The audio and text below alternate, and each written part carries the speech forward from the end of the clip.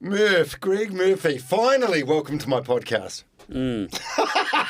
Why are you such a hater? Why are you so reluctant? A hater? It's not my favourite subject. So we're here at PodLab, where my podcast is recorded and your new podcast is recorded. We've got to know you quite well over the past year, and it's been really enjoyable. It's been fun getting to see you. Spending too much time in here. I feel like you're part of the furniture. Have you always sort of like been like a grumpy old man, or are you sort of? I think so. Yeah, I actually think so. Yeah, I think. But you lean into it though. You own it. I think that is the case. I think there's a lot of people that would go, "Oh, yeah, that's him." This is the first time you came in here for your podcast was maybe a year ago now, and we were chatting for a bit. And Is it already that long? Yeah, and I said, "Oh, you'd be a good guest on my podcast," and you said, "Fuck no," something like that.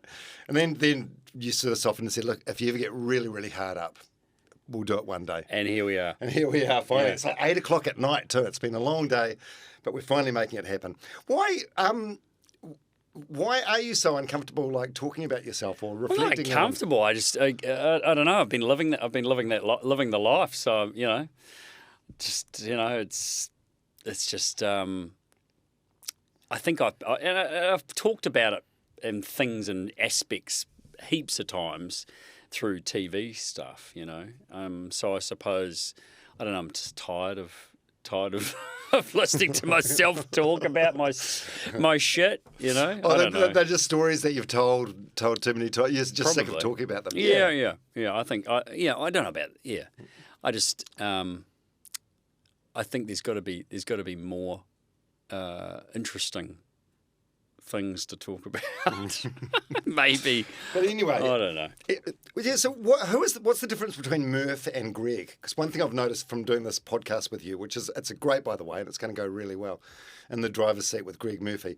Everyone, like say everyone in New Zealand knows you, but people know you as Murph. Yeah. But I'm guessing your wife, like you're Greg. So what's the difference between Greg and Murph? Oh my God. Okay, so when I said you need to find questions that haven't been asked before, I don't know if I meant that, to be fair. I don't know if there is much of a difference. Yeah. Potentially. Maybe, Murph is probably the person that was the real competitive, angry sort of race car driver, and was short fused and was lived that in that professional sort of spotlight kind of world maybe. Greg is the one that my wife had to put up with probably. Coming home and after shit weekends and things like that, and had to sort of traverse her way, probably sometimes carefully around me because of the the way I brought everything back with me after weekends of in my professional capacity. Maybe I don't know if that's a good description or not. Were you highly strung when you were racing? Like in the lead up to a big race, were you like a nightmare to be around? No, it was more after when things didn't go well. Right. I think probably. It was. I just really did expect a high level from myself, but I also expected it from other people as well that were involved in, I suppose, providing me with the tools to go racing. So I think I was always, probably too often thinking about those kinds of things through my professional career, and also, it was full on. It was, traveling away a lot, and probably and definitely took a lot of the things that were happening at home, took it for granted, and that that my wife was doing all that hard work, and I just was like, okay, well, she's taking care of that, I'm taking care of this, and it was pretty pretty challenging, I think, for many times. But, you know, and I put myself in positions in the professional side of things that probably didn't make it, you know, some of the decisions that I made around what I was going to do, you know, definitely, you know, put more pressure on that, wasn't healthy. Or like being a hothead. No, is that what you mean? Or Yeah, no? no, just decisions around actually, where I was going to race, and some stuff that happened that didn't play out the way we wanted it to, or I wanted it to, or expected it to, and just I think there was a period for my professional career that was really good. And then it sort of unraveled for quite a while. So it wasn't generating the results that that I needed, and so that it sort of became a bit of a chore and quite difficult. Yeah, I can't imagine how. I know nothing about motorsport, by the way, but I can't imagine how stressful that is, because you're so reliant on sponsors and stuff. So you're literally only as good as your last race, really, aren't you? In many cases, yeah. I mean, you get reprieve, you get sort of given a fair bit of string, but when it becomes very repetitive, of not achieving, then things start to sort of change. You lose power within the ranks. It's just like any sport, really. When you're not having, or you have a period of not achieving, and you watch it on all sports, right? Either it's individual sport or team sport. People go through waves. Some, the elite, the best in the world, have less of that. There's great examples again through lots of different sport. And motorsport's the same. There's those that have who are got that golden touch, or just maybe that little bit better, who manage to strike gold wherever they go, and that's because they do set themselves apart from the rest in many cases. But I had a period of pretty good success, and I've got some pretty good achievements, but I expected it to be more. I don't have any regrets or anything at all.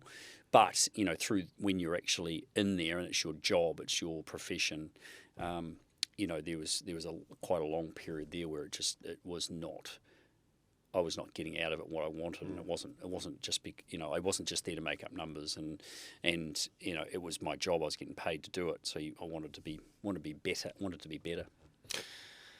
But that's a champion mindset, eh? Well, yeah. Like high expectations for yourself, high expectations for those around you. Yeah. I mean, but I never was a champion in supercars. Never achieved that level. I felt there was seasons where I could have, but then I also reflect and look back, and I was in seasons where I knew I wasn't going to be, and that was incredibly difficult and frustrating not to have what you needed to do it. Yeah, I typed into ChatGPT. Are you familiar with AI? Yeah, I've used ChatGPT. Yeah. I typed into ChatGPT, who are the New Zealand motor racing goats. Right, they are. Yes. Yeah. Is that what you typed in? That was the prompt. Right. And it gave subcategories, with different classes or whatever. But if it said this is ChatGPT, not me. If it had to boil it down to the top 5 New Zealand racing goats over all classes, it's Denny Hulme, Bruce McLaren, Scott Dixon, Chris Amon, and you. Ooh, I think it might be a bit out of date now. No, then it says in brackets after you for touring car influence. Yeah, right. But that's probably right. Yeah, I wouldn't say no, but I would say that's a little bit out of date now. If you're taking it up to the current day, I'd be putting probably Scott McLaughlin, Shane Van Gisbergen above me. You're bumping yourself out of the top 5 list. Yeah, totally. You're one thing I've noticed about having you in our offices doing this podcast is you're like it makes your skin crawl when someone calls you a legend, eh? I hate it. Do you? Why? Because it's just not true. But if other people think that, surely that's no, because it's a fashionable word. It's abused. I hate it even more now because it gets abused. There's so many words now that just become that roll off the tongue that are completely not relevant to the terminology or the definition. And that's one of them. It gets used ridiculously too much. It's become a very fashionable use. You're a bloody legend, and just rolls off the tongue. Yeah. And it's just so I get called. People say, "Oh, you're a legend" to me. Now it's in the context of what I've done as a professional. Well, you can use it in mate, you're a bloody legend, Dom, you know, that kind of thing. Use it in that different context. That's okay, but when it's people are saying it, you know, they're referring to what you've done as your career. It's just, I just feel it's overused massively. Just because you race cars and you won a bit of shit and you're on television, that does not constitute being a legend. What about King of Pukekohe? Are you comfortable with that nickname?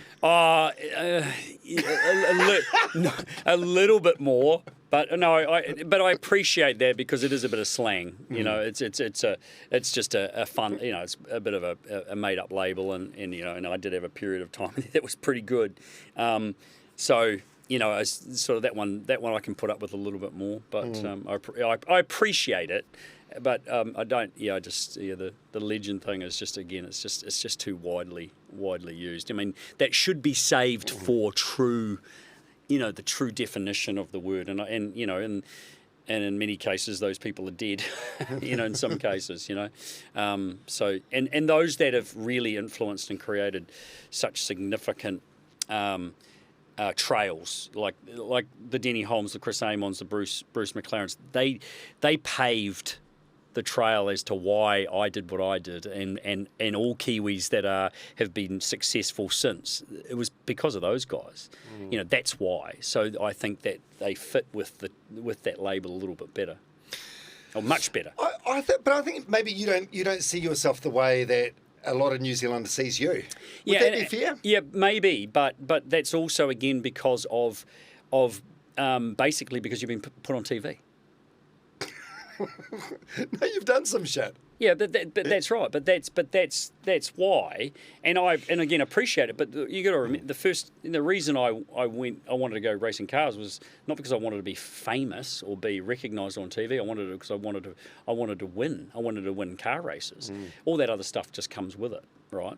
And I do appreciate all the people that you know, come up and go, hey, hey man, how are you, and chat, and I love what you do, all that kind of stuff. It's amazing. It really is, and I don't want to belittle that at all, because it is really really really special, and I appreciate it. But it's a strange world that, you know, that people that are put on pedestals for, you know, perceived, you know, kind of success in that respect is, you know, it's a little bit, it's a bizarre sort of situation, really, in many respects. So. It is, but like the way social media is now, there's people that have big profiles that actually haven't done anything, but at least you've done something though. Yeah, sure, but again, it's perception, right? It's how those. So yeah, someone who's successful on YouTube for making videos, you know, is like got millions and millions and millions. I mean, that's a whole different space, and you got these kids that want to be these people and all this kind of stuff, and yeah, it's completely different. I struggle to comprehend that. You know, it really just doesn't make a lot of sense to me. Yeah. I watched a documentary online yesterday that you were on, a 20-year-old documentary called Extraordinary Kiwis. Oh, yeah. It was like, it's on a website called NZ On Screen. And in this one day, I think it followed me in 2005, I think, wasn't it? Yeah, it's 20 years old, so it would have been in 2005 or 2004. They followed you in Bathurst. There were 3 sponsor events this one day, 527 autographs. 527. Someone counted that? Really? Yeah. Oh, my God. So this is like before, I suppose, smartphones with cameras on. But, do you miss that, or was that just an annoying thing that you had to do in order to drive the cars? No, again, it was a timing. You know, it was always a timing thing. I mean, that was all part of what you had to do. There's, you know, and hey, there were days when it was great, and then there was days where you would rather poke shit in your eyes, right? It's just the way it was, because, you know, a lot of people see you as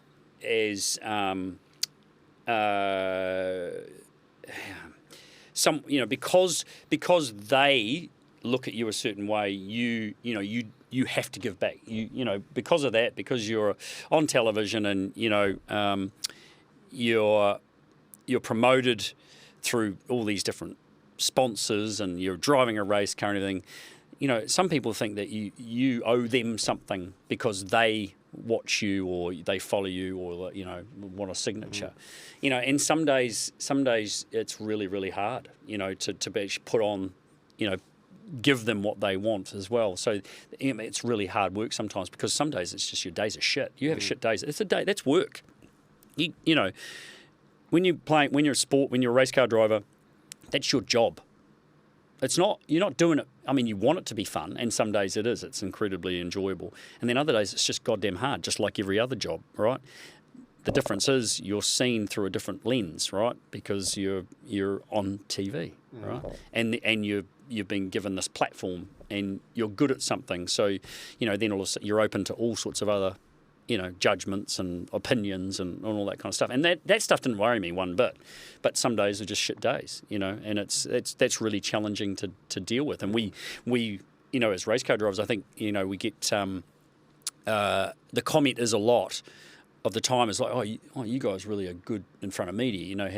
We had to be. Because if you wanted to last, you wanted to have a career, you had to be able to deal with all the different aspects of the sport. One, you had to be a good race car driver. Two, you had to be good in front of the camera. You had to be able to speak well for your sponsors, because they were judging you, and you were being, marked on how much exposure you were getting with their brand and all that kind of stuff. So we had to work really hard at that, because there was always someone else that was, nipping at the heels, ready to come in. So it's full on. I mean, and the guys today, it's exactly the same. There's good, bad days and ugly days, and days they don't want to see anybody, and they don't want to have to sign autographs, because it's just one of those days. So, massively challenging constantly.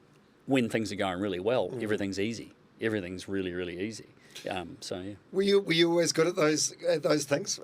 One thing I've noticed about you, which I love, and I don't have, but you do. It's the courage to be disliked. Oh yeah, I couldn't. I really don't. I think that the thing is with that is there's more people that will respect that than those that don't, or that don't like. And I haven't got time to waste on caring about what people think. And the outcomes are determined by the people that want to engage you or be a part of utilising you to help them and use your IP and promote this and whatever. That's how it's determined on if you're doing a good job or not. Where did that come from? Is that your upbringing? Is that something that you leaned into as you got older? Was there a time in your life where you could suffer fools? No. I don't remember. There probably was, but it was a long time ago. It's a great space to be playing in. Like, I genuinely, I don't think I've met anyone that cares less about what people think than what you do. Well, it's just, who's got the time? Seriously. I got so many things that I want to do and be a part of, and hobbies, fun stuff I don't have enough time for, and there's things I want to do that want to help other people, and I enjoy the rewards from doing that, and I got important shit to do with trying to I really want to really improve road safety in this country. I haven't got time for people that don't get it. That are getting in the way, politicians and bureaucrats that just are completely full of shit and don't see the bigger picture, don't understand the bigger picture. I haven't got time to tell them what they want to hear and waste days upon days bloody trying to infiltrate through the right channels. It's time everyone woke up and understood. None of us have that time. We can make changes to really important things, and my focus is, that one thing. There's lots of other people trying to get changes on lots of other really important things, but they can't because of the systems that get in the way. And I just haven't got time for that shit. Hey? I know things can be better in my chosen sort of focus of expertise. I'm not getting there anywhere near as fast as I want to, but I haven't got time to sort of just, be there and, say what they want to hear and wait, because we'll keep waiting. We're going to keep waiting. And it's just been the same. I've been in a hurry, I think, my whole life.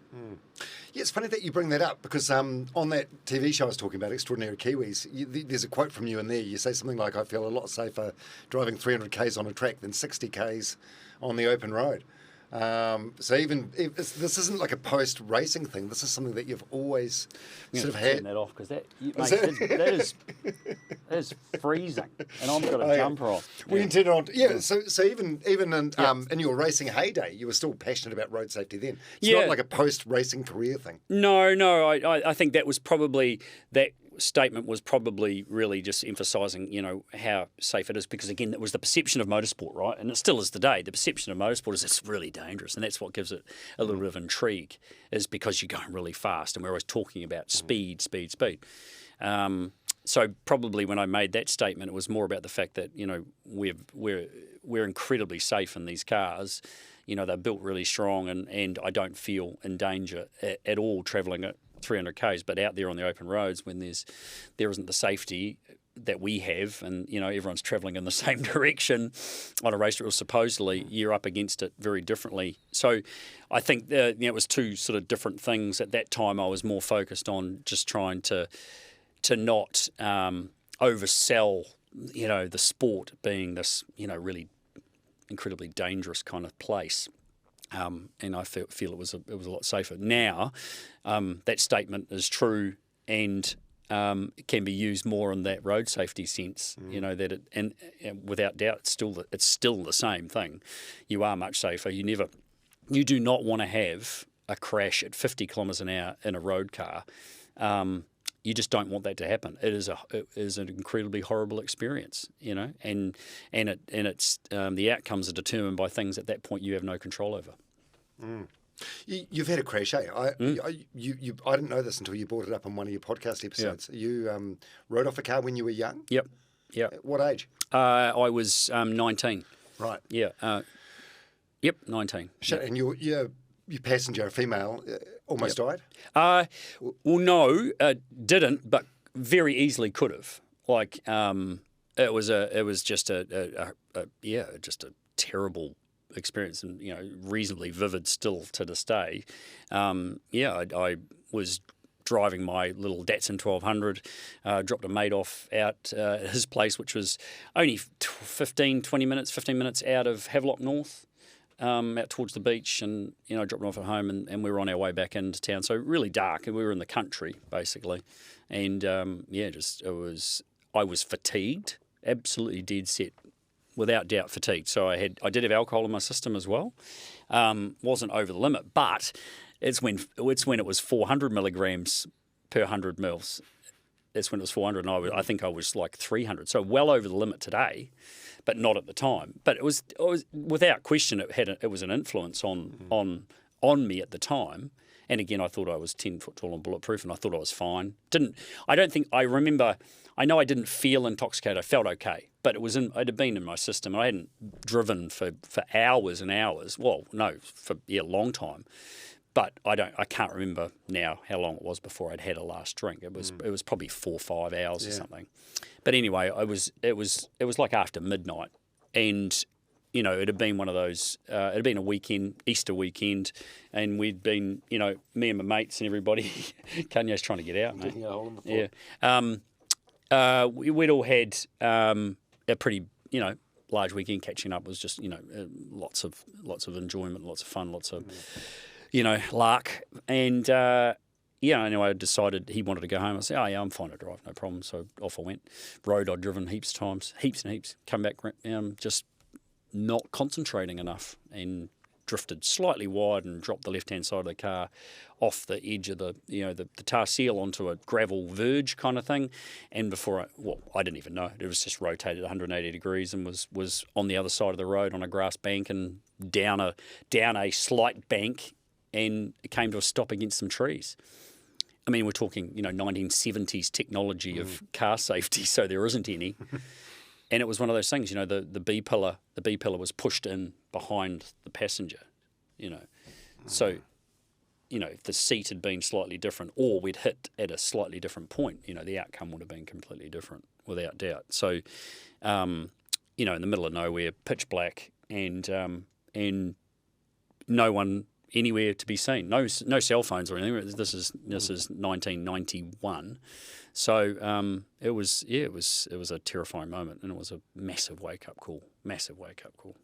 Fuck, it's amazing how different so many lives could have been. It's sliding doors. Yeah. Absolutely. That's second chances. That's the epitome of second chance, right? Yeah, I mean, yeah, as I say, a couple of centimetres or a couple of inches, whatever, one way or the other. And, yeah, there's a very good chance my life would have been very, very different. So that's young Greg. Let's go even younger, though. So your dad, Kevin, Yep. Was that sort of where the love of motorsport came from? Well, he was just an avid fan. That was all. So there was a little bit of speedway back, and not from him, but he had a little bit of I think attachment through his dad through some speedway stuff, but that was about it. And so he never competed or did anything. And we one day just turned up at the Hawke's Bay kart track for something to do on a Sunday, and that was the beginning of a pretty intense kind of journey in the karting space in New Zealand. Yeah.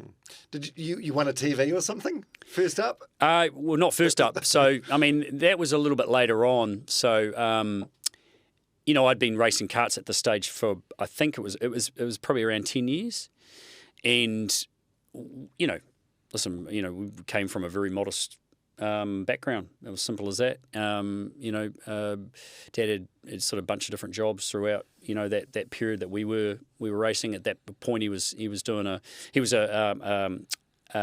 rep for agrochemicals company, and so he used to travel around the sort of the bottom half of the North Island. Doing that job, agrochemical stuff and bits and pieces, and he loved his job,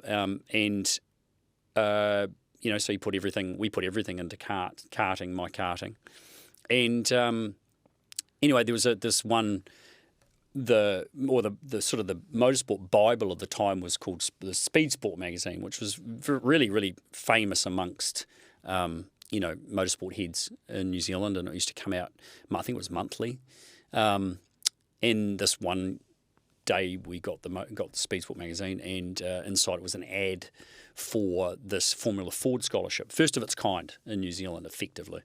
And the prize basically was, do an evaluation, and you could win a season racing Formula Ford in New Zealand, which was a category I was very aware of because I knew some guys that had gone from karting into Formula Ford, and we used to go to the tracks, go to Manfield and Bay Park and stuff, and watch car racing. And Formula Ford was the start of the journey to go wherever, and it has been, still is now. Formula Ford still an absolute dead set stepping stone. Actually, in many countries it still is. So I was like, wow, that's amazing. So I remember looking at the ad and going, geez, that would be cool. Wow, I'd have a drive in a real car. But it was $475 to enter. And, at that time, that was 2.5 sets of tyres and a couple of rebuilds on one of my engines and bits and pieces. So it was like, you're robbing Peter to pay Paul, effectively. So I never thought much more of it. But the old man had seen it as well, and it was he had come up with a bit of a plan. It turned out to be a good plan, but it could have very easily been just a really shit plan. And there was this race meeting. It was at Manawatu, the Manawatu Kart Club, and I used to go quite good there. I loved the track down there. We used to go down there quite a bit. And there was, I can't remember exactly what the event was, but it was like a bigger event than normal, and there were some big prizes, and it was being advertised and stuff. And the first prize in my class, which was the senior light, so senior Yamaha light, first prize was a colour television. So this is, what did I say, 1990. This is 1990.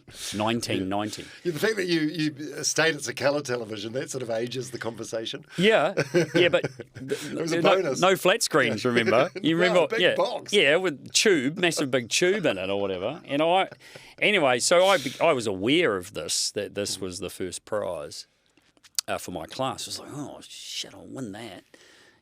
Stupidly going, well, even if I won it, why would I be allowed to have it at home? In my bedroom, it's like a brand new television. I was stupidly thinking that I was going to have it if I won. Of course, if I'd won it, family gift. Yeah, exactly. It's like anyway, but I was like, I won it. So anyway, we went to this meeting and I won the event, and I'm like, yes, yeah, good new TV.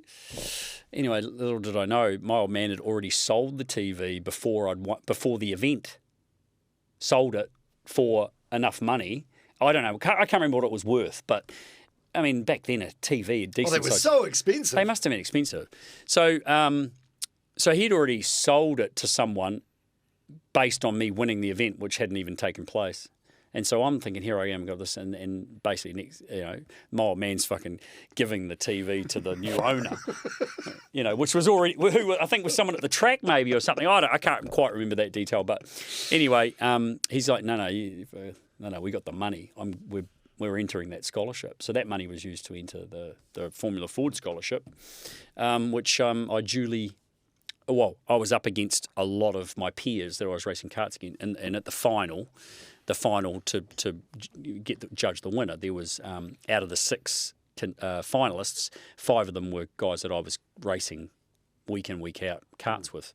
But I was lucky enough to win that scholarship, and that was the start of the journey in the car racing stuff, which would never have happened if I hadn't won that. So your dad must have, it sounds like he had unwavering belief in you. How long did it take you to have that same belief in yourself? Listen, I don't know. I mean, I think it wasn't about unwavering belief. There's something about my old man. He's never ever, gone out of his way to make noise about me. He was just someone that wanted to be a part of the, whatever happened, and would be there regardless. These days we just see so many parents that are just completely out of control, who want their kids to be, and they want to live vicariously through their kids, right? Because sport and sports people have become very fashionable. Back when I did this in 1990, mate, All Blacks weren't professional. No one was professional. I mean, it was there was nothing. Motorsport in New Zealand was actually quite strong, but it was amateur. Hardly anyone was looking at going and going overseas to go car racing. It was a very, there was 1 or 2 people, and it was very expensive, and it just seemed like a ridiculous thought. Now the sport is like, there's so many people want to be a part of it, right? Because fame and money. And it's everywhere today. It's everywhere in our sport, everywhere. And it's been driven by some, and them straight away. The parents that go, oh no, that's what he wants. That's what she wants. We're not. We could give or take it, but it's what they want. It's what and it's just like, oh my God, you've got It's just like so obvious that it's what you want. Yeah. And they might think they want it, but at 13 they don't know. At 14 and 15 or whatever. So, he didn't. He wasn't. He was just along for the ride. We had no idea where it was going to go. There was no. But the dreams were different back then, as I say. Now it's like fame and fortune. Or drive to survive. Yeah. Yeah. I mean, 0.0001% are going to make it to that. Out of the numbers back then when I was doing it, there wasn't that many. There wasn't that many people. There wasn't hundreds of kids thinking that they're going to be Formula One drivers coming out of New Zealand, or thousands. There was pretty much nobody. It was just, we were doing it for fun. We were actually doing it and enjoying it along the way, and it was a community. So that was what it was about. So we just went with the flow, and and Dad, whenever there was something that needed to be done, I mean, he did all the logistics. He did all the bloody administration, all the stuff like that. That was the bit that he was really good at, and that's the bit that he was happy to do, and whatever else to be able to go to the next race meeting and see what happened, and everything was done through that kind of process, and it was tough because we didn't have anything, beauty. One of the really great things back then was for the sort of the second, third, fourth year of my New Zealand racing, there was prize money. You would actually get, the sponsors were amazing. There was money coming into the sport. You were getting paid prize money, and my second season of racing was funded through prize money. You know, we got more money in prize money than we did in the sponsorship we got. And that's the only reason we got through the season. From there, I started to get, you know, much bigger sponsorship monies to go racing. But my first run in Australia came about through prize money and, you know, coming out the other side of a race season with money in the bank. That was the only reason we managed to go to Australia and do a race. What was Plan B? What would you be doing if motorsport didn't work out as a profession? Yeah, I had actually applied to the Air Force when I was still at school. I wanted to be a pilot. I got knocked back on that, but I loved actually aircraft, and I was actually looking at going to Air New Zealand to do engineering as well. I really enjoyed that side of things. In understanding how things worked and that kind of stuff, and I loved aeroplanes and things. So I was sort of looking at the same time, sort of deciding between trying to go do some more or find a way to go motor racing. I'd applied for New Zealand engineering at the same time, and I actually turned down an opportunity to go for an interview because I decided I wanted to see where the car racing thing might go. You know, and it could have very easily not gone anywhere, but it just happened to go in the right direction. Did you appreciate your parents' sacrifices and effort at the time, or is it only as you got older and maybe had family of your own that you thought, "Fuck, that was cool"? I think I've appreciated it for a very long time. There was periods where I didn't. You know, I didn't probably appreciate the work that Dad was putting into it and stuff. When you're young, the world sort of revolves around you, doesn't it? Yeah. I just don't think you're that smart to really necessarily think about it. But there's no question, without sort of his prowess and skill set in the logistics and administrate and organising, and he had, you know, great sales chat. You know, without all that, probably it would have been a lot harder, or maybe not have gone anywhere at all. To be fair, I mean, he was always prepared to go that extra yard and taking me somewhere to go and see someone, or just those extra hours, or, you know, finding ways to come up with a, you know, proposal or whatever. And we were talking back in the early 90s. You know, things were it was a bit tougher. We had no experience or knowledge in any of that stuff either. But, you know, through the karting stuff, we'd obviously built really good relationships with a lot of people. So, you know, and they are motorsport fans. They were all motorsport fans too. So, you know, it was pretty cool that when I got into it, there was a lot of people that, you know, we had spent many years with at kart meetings and all that kind of stuff, to have those people also, you know, going, hey, that's, you know, it's awesome to see you doing so well, or doing that kind of thing. But you know, it was a, as I say, I wasn't dreaming of world domination in cars. I was just loving, and I did appreciate the opportunity to do what I was doing at the time, for sure, because I think I was working pretty hard at it as well. I found this photo of you. How old are you here? That's a tight mustard suit you're wearing. Yeah, man. So that's that is the Shell scholarship that I won. So that was at, I think that photo is at Timaru, pretty sure, January 1991. Wow. Yeah, so that was my first ever foray into cars. Hold that up to the camera. Look at that. Tweety bird. Yeah. Yeah. Is it a borrowed suit? No, that was my suit. It got made. I mean, that was a bit different back then, mate. The embroidery and bloody bits and pieces was a bit, you know. Looks painful on the testes. You know, I thought I was looking quite good. Mate, you should try being in a race suit and sitting in one of those things with crutch straps up through around and tightened in as tight as you can be. You know, I used to have big balls back then, and now they've just been crushed.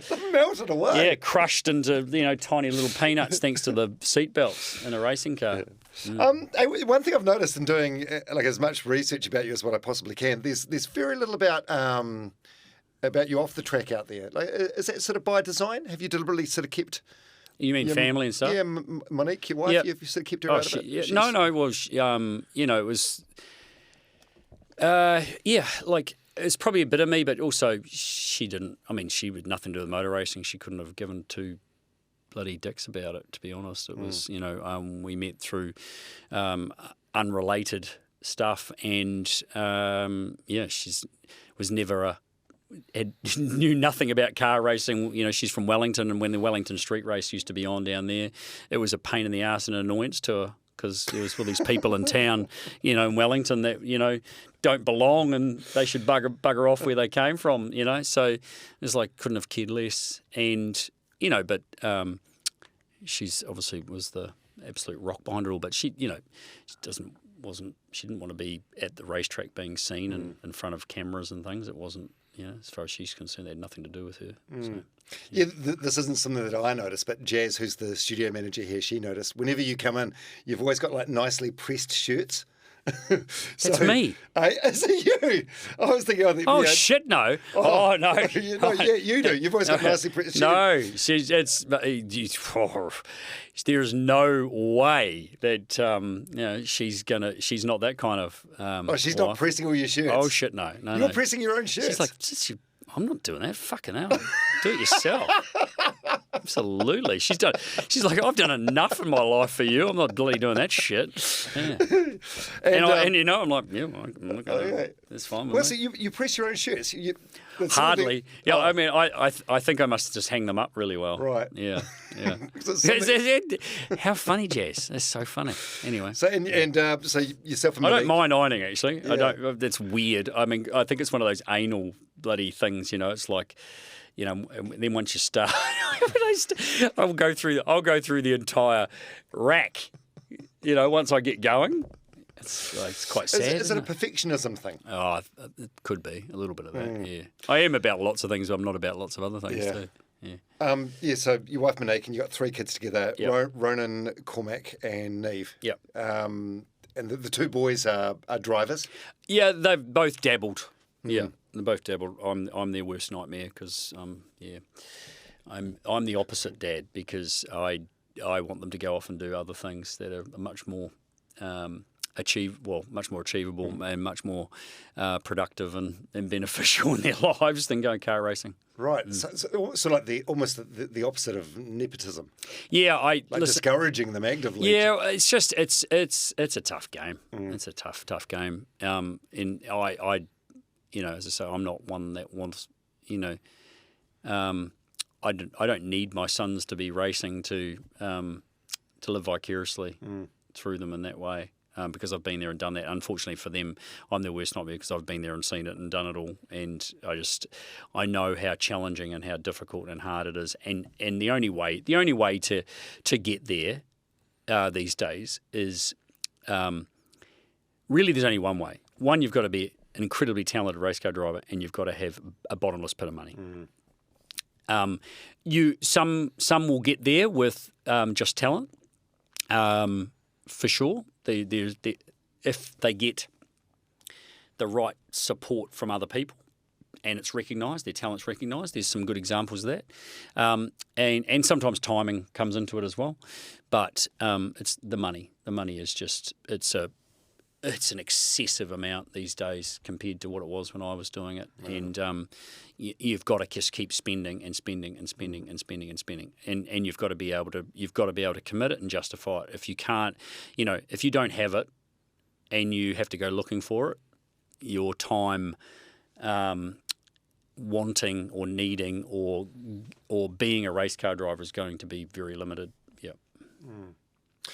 It's just you've got a piece of equipment. You've got this tool. You've got this this thing that needs endless amounts of money spent on it. You've got tyres that need to be put on it all the time. You've got maintenance. You've got people that need to do the maintenance. So you've got to pay them to do it. There's no freebies anymore. There's no freebies. Yeah. But it must be real stressful when you have a ding or a severe crash. If you're paying for it, expense. Yeah, absolutely. And there's no form of the sport that's cheap anymore. Yeah, it's very challenging. Has it been hard for your boys with the Murphy name? I think so. And it's also how they see it. Because obviously with the way I sort of am, it's like, mate, you're not doing it for anybody else. You're doing it for you. So if you're going to do it, don't care about what anyone else is thinking. Don't you name anything. You've just got to do it for you, and focus on that, and just accept what happens and accept what it is. And so they've worked. Both of them have put a lot. Ronan's put a shit ton of effort in. He self-funded a year in Australia doing a championship, and then ended up coming back to New Zealand and has looked at trying to do a few other bits and pieces, but is sort of focused now on other things and doing just a bit of hopefully enjoyable, fun stuff here in New Zealand.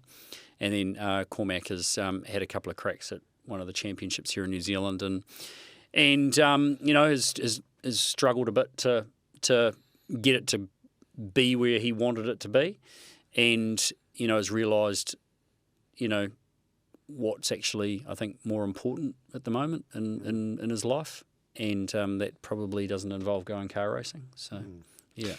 What about what about them driving on the road? Are they all of driving age? Yeah, oh yeah. No, did you teach them all to drive? Or I did a bit of it. Yeah, I did a bit of it.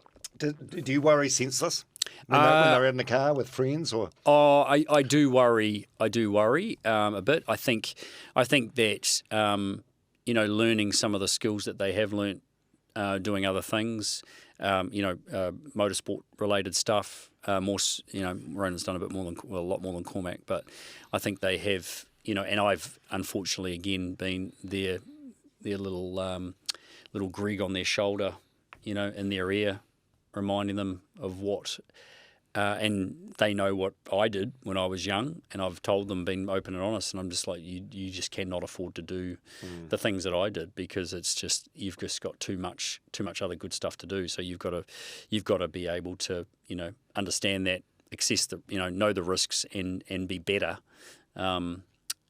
these days on our roads, to look after yourselves, and if you need to do something stupid, then we'll go to a racetrack, and you can do it there rather than do it in public. So hopefully so far, touch wood, it's been okay, but I'm sure they've done a few things that I don't know about. Yeah, I was gonna ask that. Like, well, maybe a lot. I don't know. If one of them got a fine for a $75 fine or whatever it is for talking to their cell phone, and they told your wife Monique, would they keep it from you? Do you think? Don't tell your father. Probably not. How would you be? Would you? I don't know if they would trust their mother to keep it a secret from me either. Actually. I think they've both. I know they've both had, speeding fines of, small degrees, but who knows what else they've got away with that I don't know. But they know how. I think I've explained it better in the respect of being distracted. Is it's not so much if they got caught doing it, I would be just disappointed, because they understand and they know what the risk is, and they know how much I despise. That thing of being distracted with a mobile phone, and how dangerous it is, and how many people are actually getting hurt and injured and killed because of it. So I think they probably understand that very clearly. Yeah. Yeah, because they'd be letting you down so badly. Well, I can understand, but the thing is too, because it's become an epidemic in New Zealand. It's just like everywhere you look, someone's on their phone, or got their phone in their hands, or texting, or watching something, or whatever, that you can almost, be disappointed, but you sort of go, well, it's so hard to do something different to the majority of the people that are actually out there as well, in some respects. So they just know how risky and how quickly it can all go wrong. So that's been drummed into them for a number of years. If you're at like a stop sign or a red light and there's someone next to you on their phone, do you often I will toot. Yeah. I can imagine being told off by I got someone the other day. Where the hell was that? Man, did that person fricking get rid of their phone in a hurry?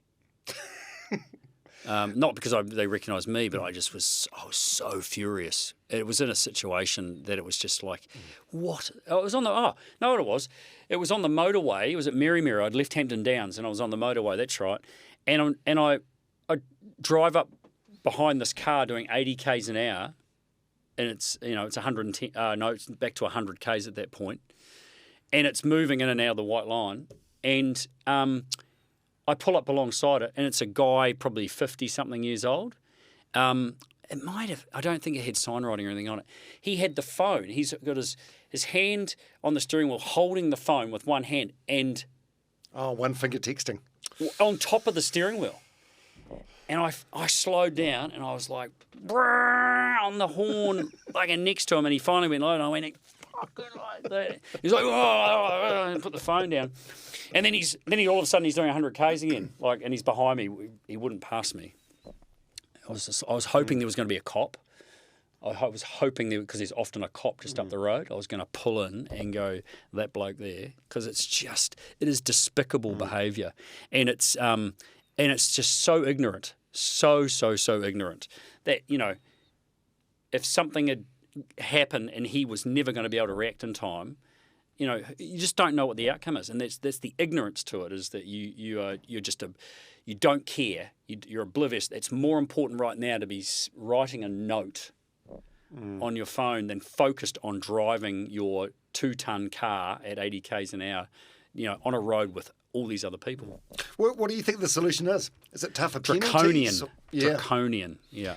How tough? How tough do you think they need to go? What is it at the moment? $150 fine? It's like 150. It's pathetic. Nothing, It's absolutely pathetic. We are just so weak here when it comes to things like that. Right? So weak. And can't pay the fine, or come and get your car.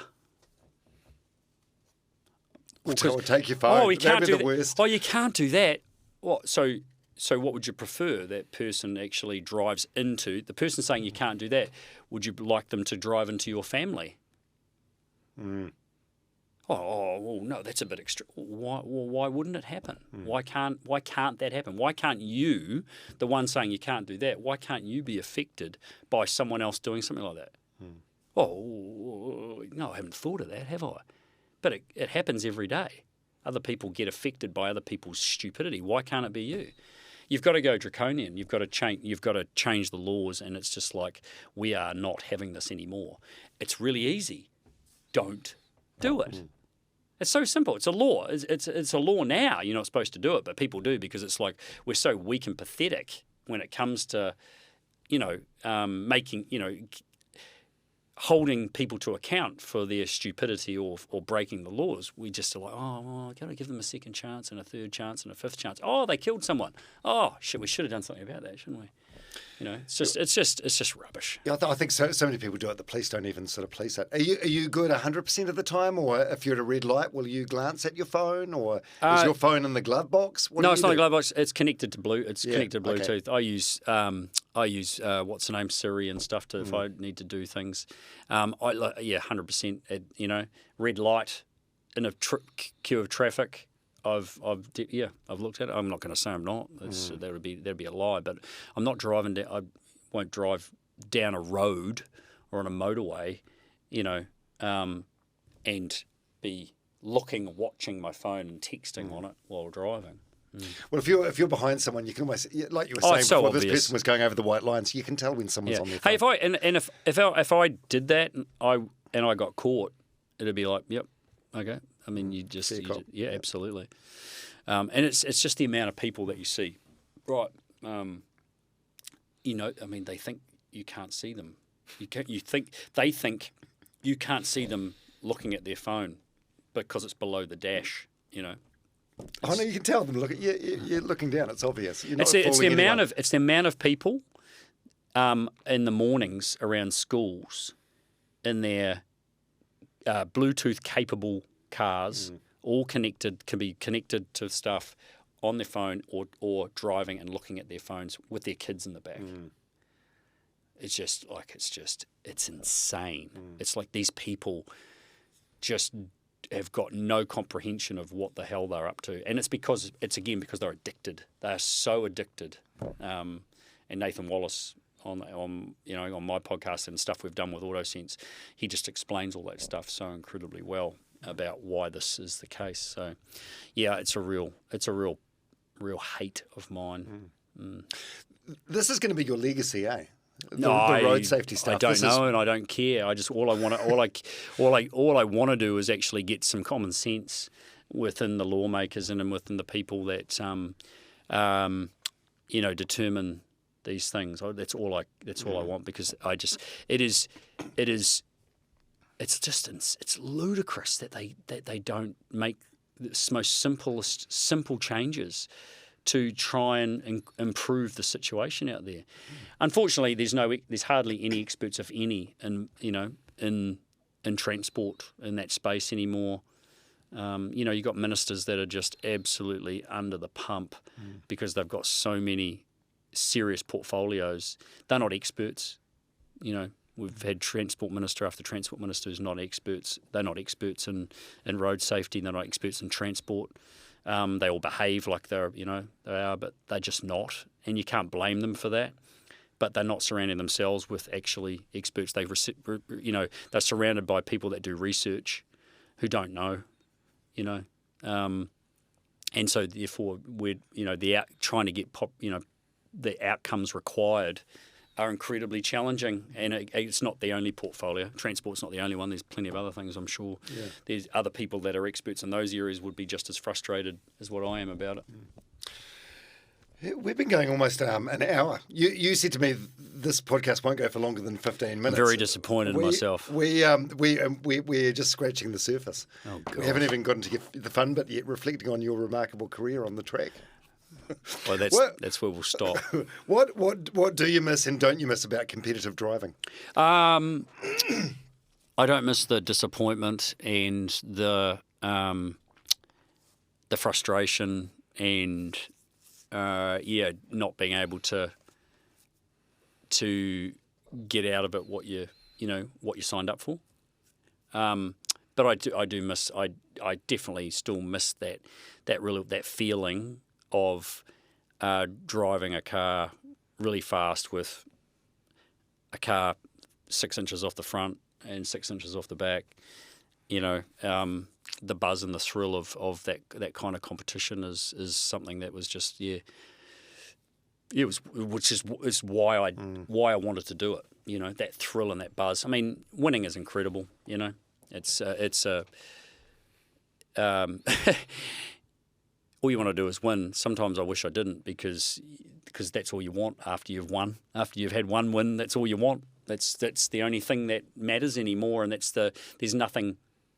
Second means nothing after you've achieved something at a reasonably high level. And supercars and Australian touring cars was a very high level, and so managing to achieve in that, you knew you had delivered, and it was incredible, absolutely incredible, to be able to be successful amongst such an incredible group of talented individuals, and that's the thrill. Yeah. But I didn't.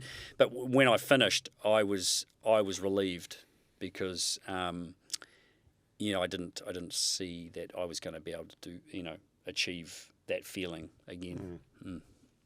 What brings you the same sort of joy post racing?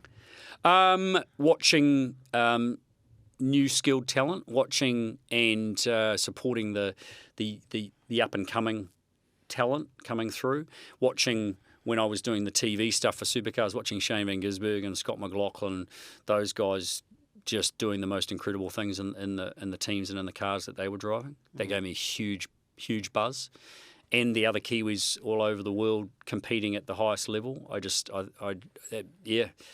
Sends shivers down my spine, and I really, really love seeing them achieve and wave the Kiwi flag, and I get huge reward out of offering advice and being supportive and working with anyone that wants to be successful and has got a drive and a passion, and sometimes it's really tough because the limiting factor is money, and that's the thing that you would love to be able to take away from them having to worry about that part of it and just go racing, Yeah, focus on the thing that you want to do and the thing you're good at. Yeah. Yeah, so it was A podcast like this is always going to be tricky because I've got such a broad audience. There's going to be like Murph fans that listen to it that'll be pissed off at the lack of depth with the racing or the dumb questions.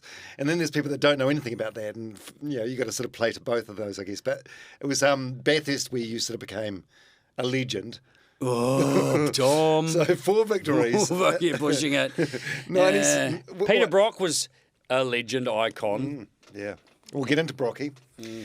So you won that 4 times. What's so special about Bathurst? I just grew up, idolising that event, that race. I mean, it was on my radar from a reasonably young age. I think really my first, well, it wasn't that young to be fair. I think because my first vivid memory was actually 1984. So before that, I can't really recall having the attention span or being really in tune with touring car racing in Australia at that point. I don't really even remember following much other motorsport at that point, but remember that's in the 80s.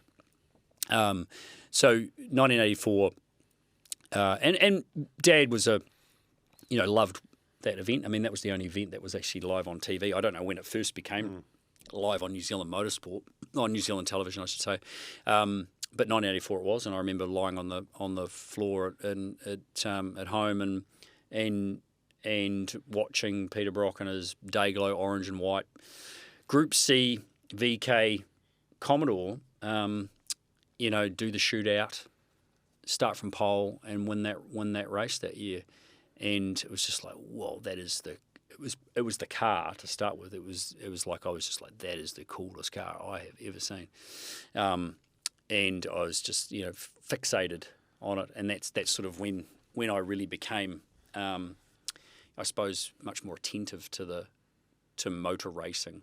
I mean, I've been racing karts for 3 or 4 years at that point, but then it was car racing after that, and then that's when just couldn't wait for the new magazines to come out and look at all the pictures and read the articles and bits and pieces and stuff. So, and then my kart number became 05. So I was, I ran 05 because Peter Brock was the icon, and had the merchandise and all that kind of stuff, which back then you had to send off a coupon to Australia with a cheque, and then wait weeks, hoping that it came back the other way. Yeah, kids these days, they've got no idea what delayed gratification is. Frickin' idea. And so.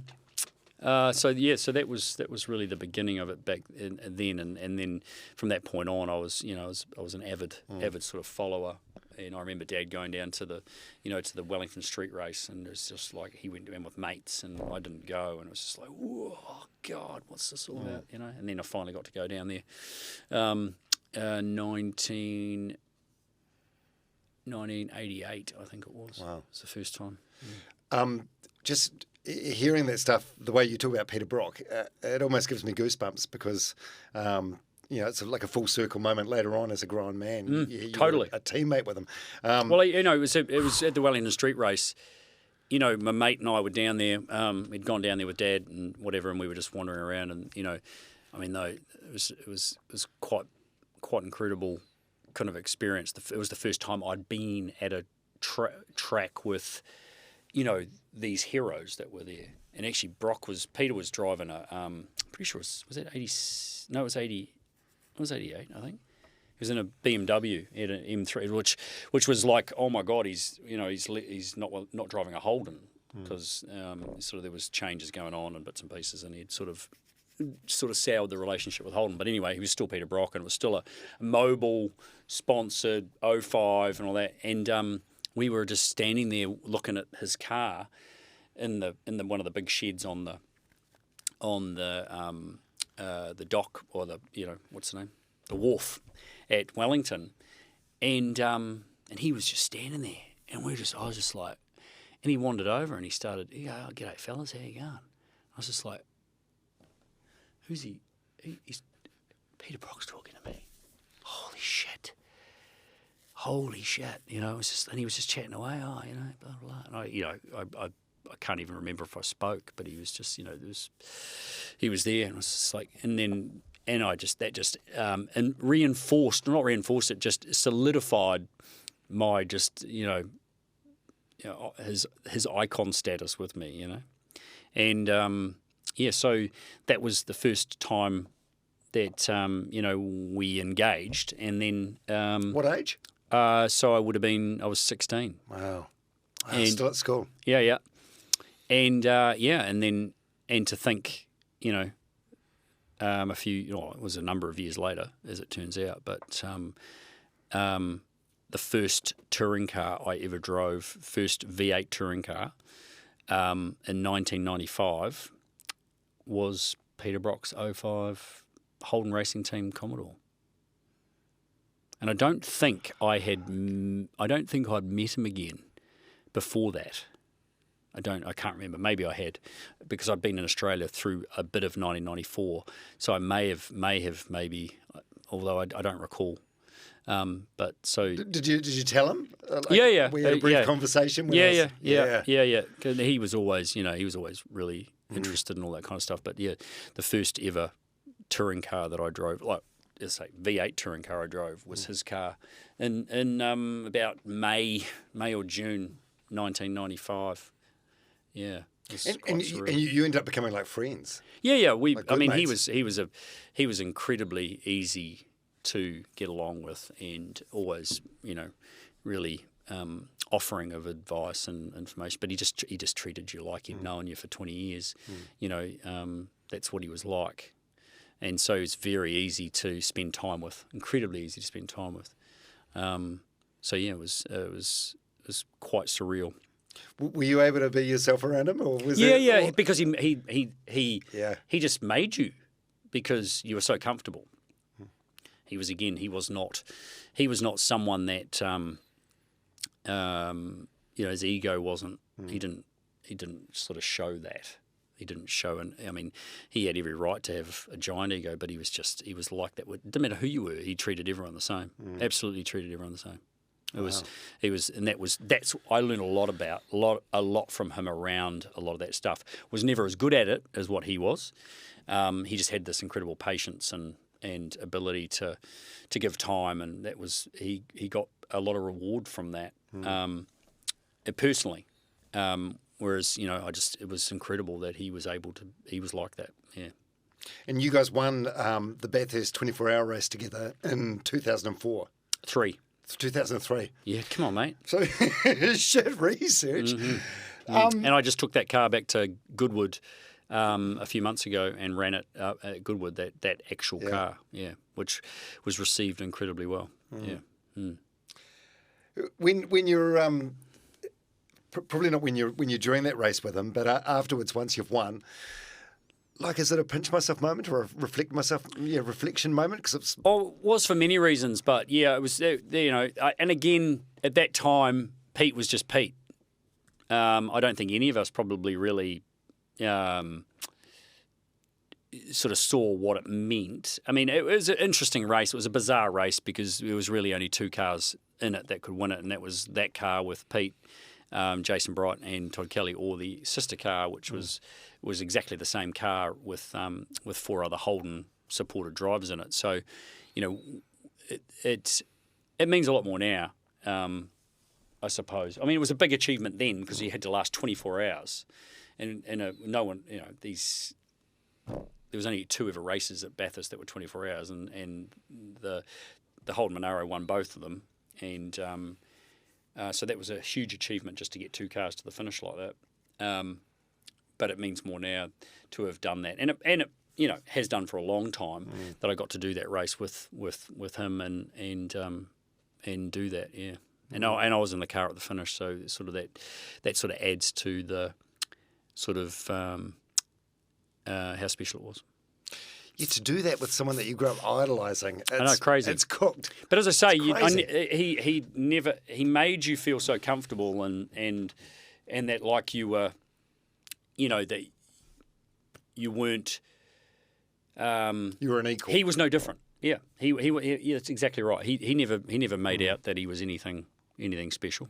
Maybe that's where I get my bloody thing from about hating being. He hated being called a legend too, I think. Oh shit! It'd be terrible in 2025 when everyone's called a legend or the GOAT. Yes, you mentioned before, like his kindness and his patience. What other big lessons did you get from him for your own racing career? And again, I haven't been anywhere near as good at it as him. But treat everyone the same. He really did. He respected everybody really, really well. He had a lot of sort of interesting sort of sayings. Some of them used to probably used to annoy me a bit. Live your dreams. That was one of his favourite ones. But I think. Why did that annoy you? Oh, I don't know. I think it's just a Too saying. cheesy for you? Yeah, I think so. Yeah, I think so. But it was one of his ones, and he used to write it on. He used to write it on so many things before he autographed them. But people, they resonated to everything and what he did and what he said. It was, and fair enough too, absolutely. But I think he, the way he dealt with people and the respect he had was such a important thing. And to say, I don't think I've been anywhere near as good at it as what he was. That's for sure. Do you remember your last conversation with him? Oh shit, I don't know. So it's 2006. I would have seen him somewhere. I don't, but I remember. I know where I was when we found out that he had been killed.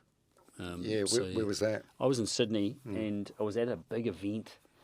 I think it was I know the location I was, and it was a big sports event, and there was lots of people there. I think it was something to do with CUB, Carlton United Breweries, and there was lots of well-known sports people there, and one of them was Eddie Maguire. Do you know Eddie Maguire? Who Wants to Be a Millionaire? Yeah. And Collingwood Football Club, all that kind of stuff. He was there, and and there was some others, and I got a phone call from one of the media guys, Holden Motorsport media guys, and saying, "Hey, listen, there's some fucking really shit news."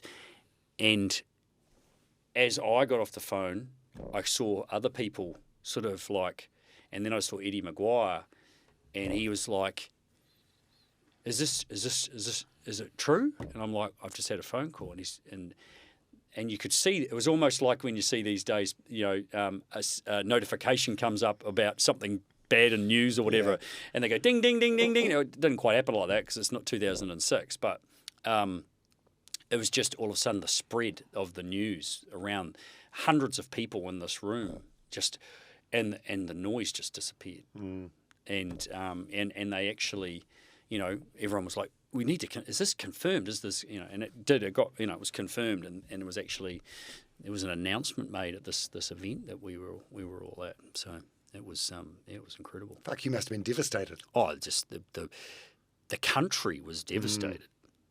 Absolutely, and you didn't need to be a motorsport fan to know who Peter Brock was. I mean, as I say, if you want to epitomise what the definition of legend means, well, that's it. Now, who's done and achieved what he's achieved? I certainly haven't. So, It's funny you say that because, I read some interviews about him during the week. I got in a bit of a wormhole when I was doing this research. And apparently, just before he died, like he had a conversation with his wife, Bev, and he told her he had feelings of regret and failure, like he'd let his family down and hadn't achieved anything worthwhile. So I wonder if there's parallels with you and him. It's like you... Yeah, he wanted more. You wanted more. I think he'd broken up with Bev and was with someone else, and so I think I don't know. I think that was a bit of it. An overarching thing about his entire.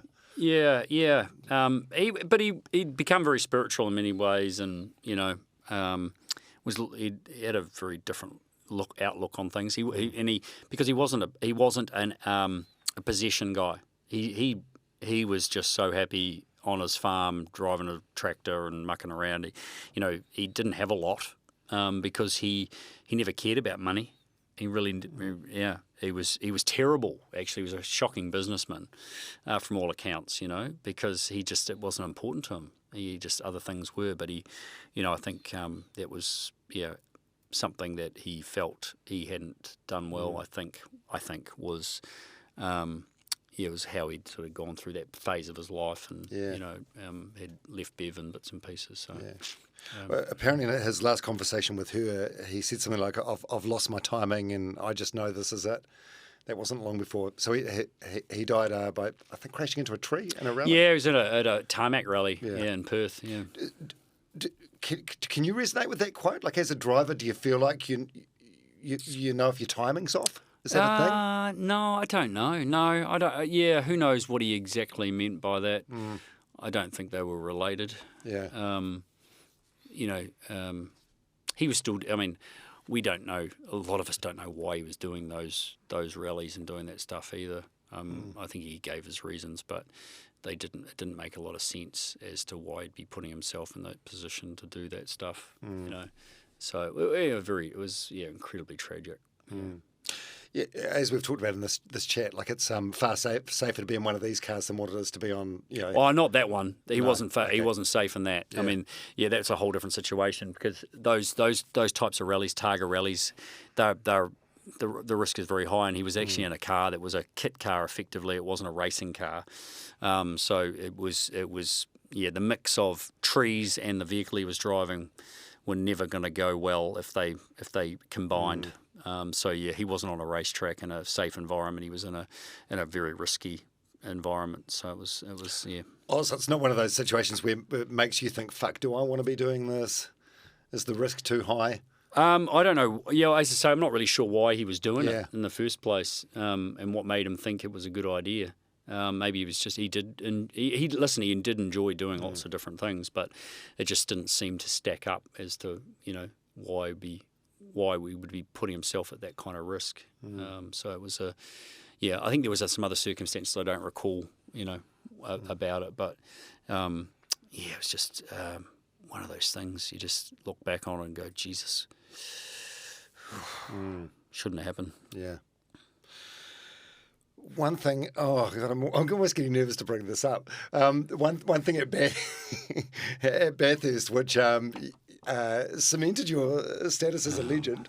Are you about to throw the water? You really keep pushing yourself. You're pushing your luck here, Chief. The lap of the gods.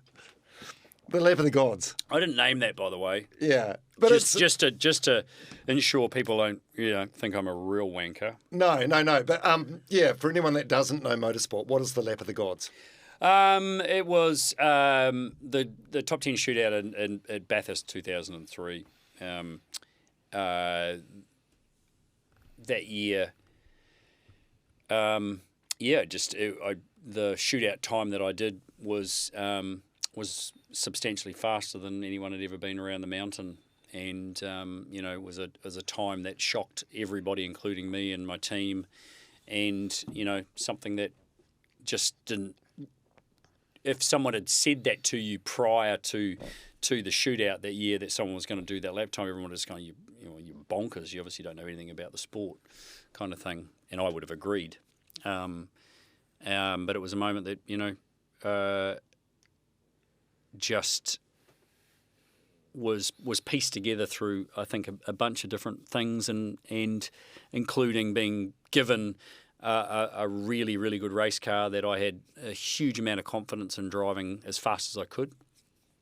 And I think a subliminal desire to give the big middle finger to the officials that had given me a 5-minute penalty the year before during the race at Bathurst. So sort of a underlying sort of anger, potentially. Just a desire through, the things I'd sort of spoken about before,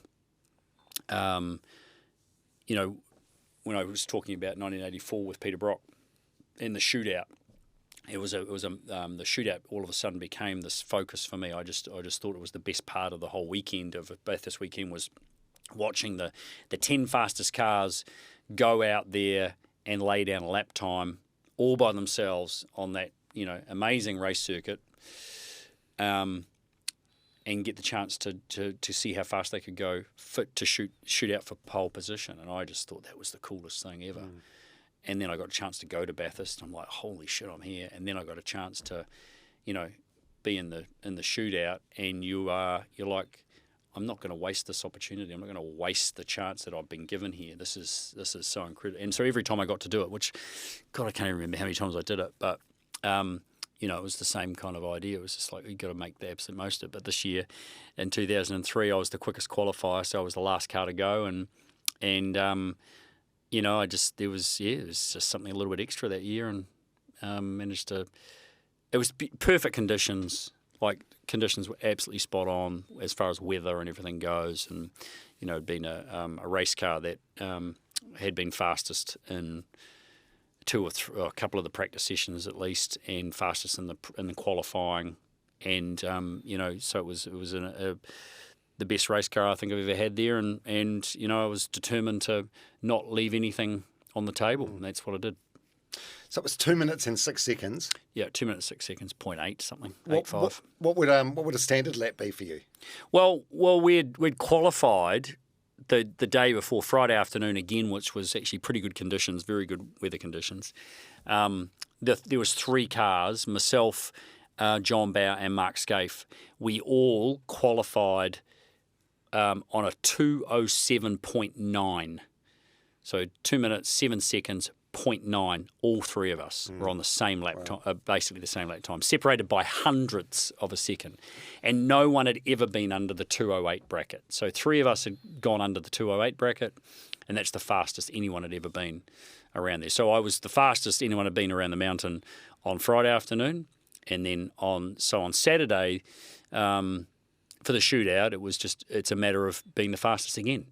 Not about how much faster than the next bloke you can be, just you need to be the fastest. And that's all I was setting out to do, was just be the fastest. And it just happened that it was over a second faster than the next guy, which was a very unusual thing.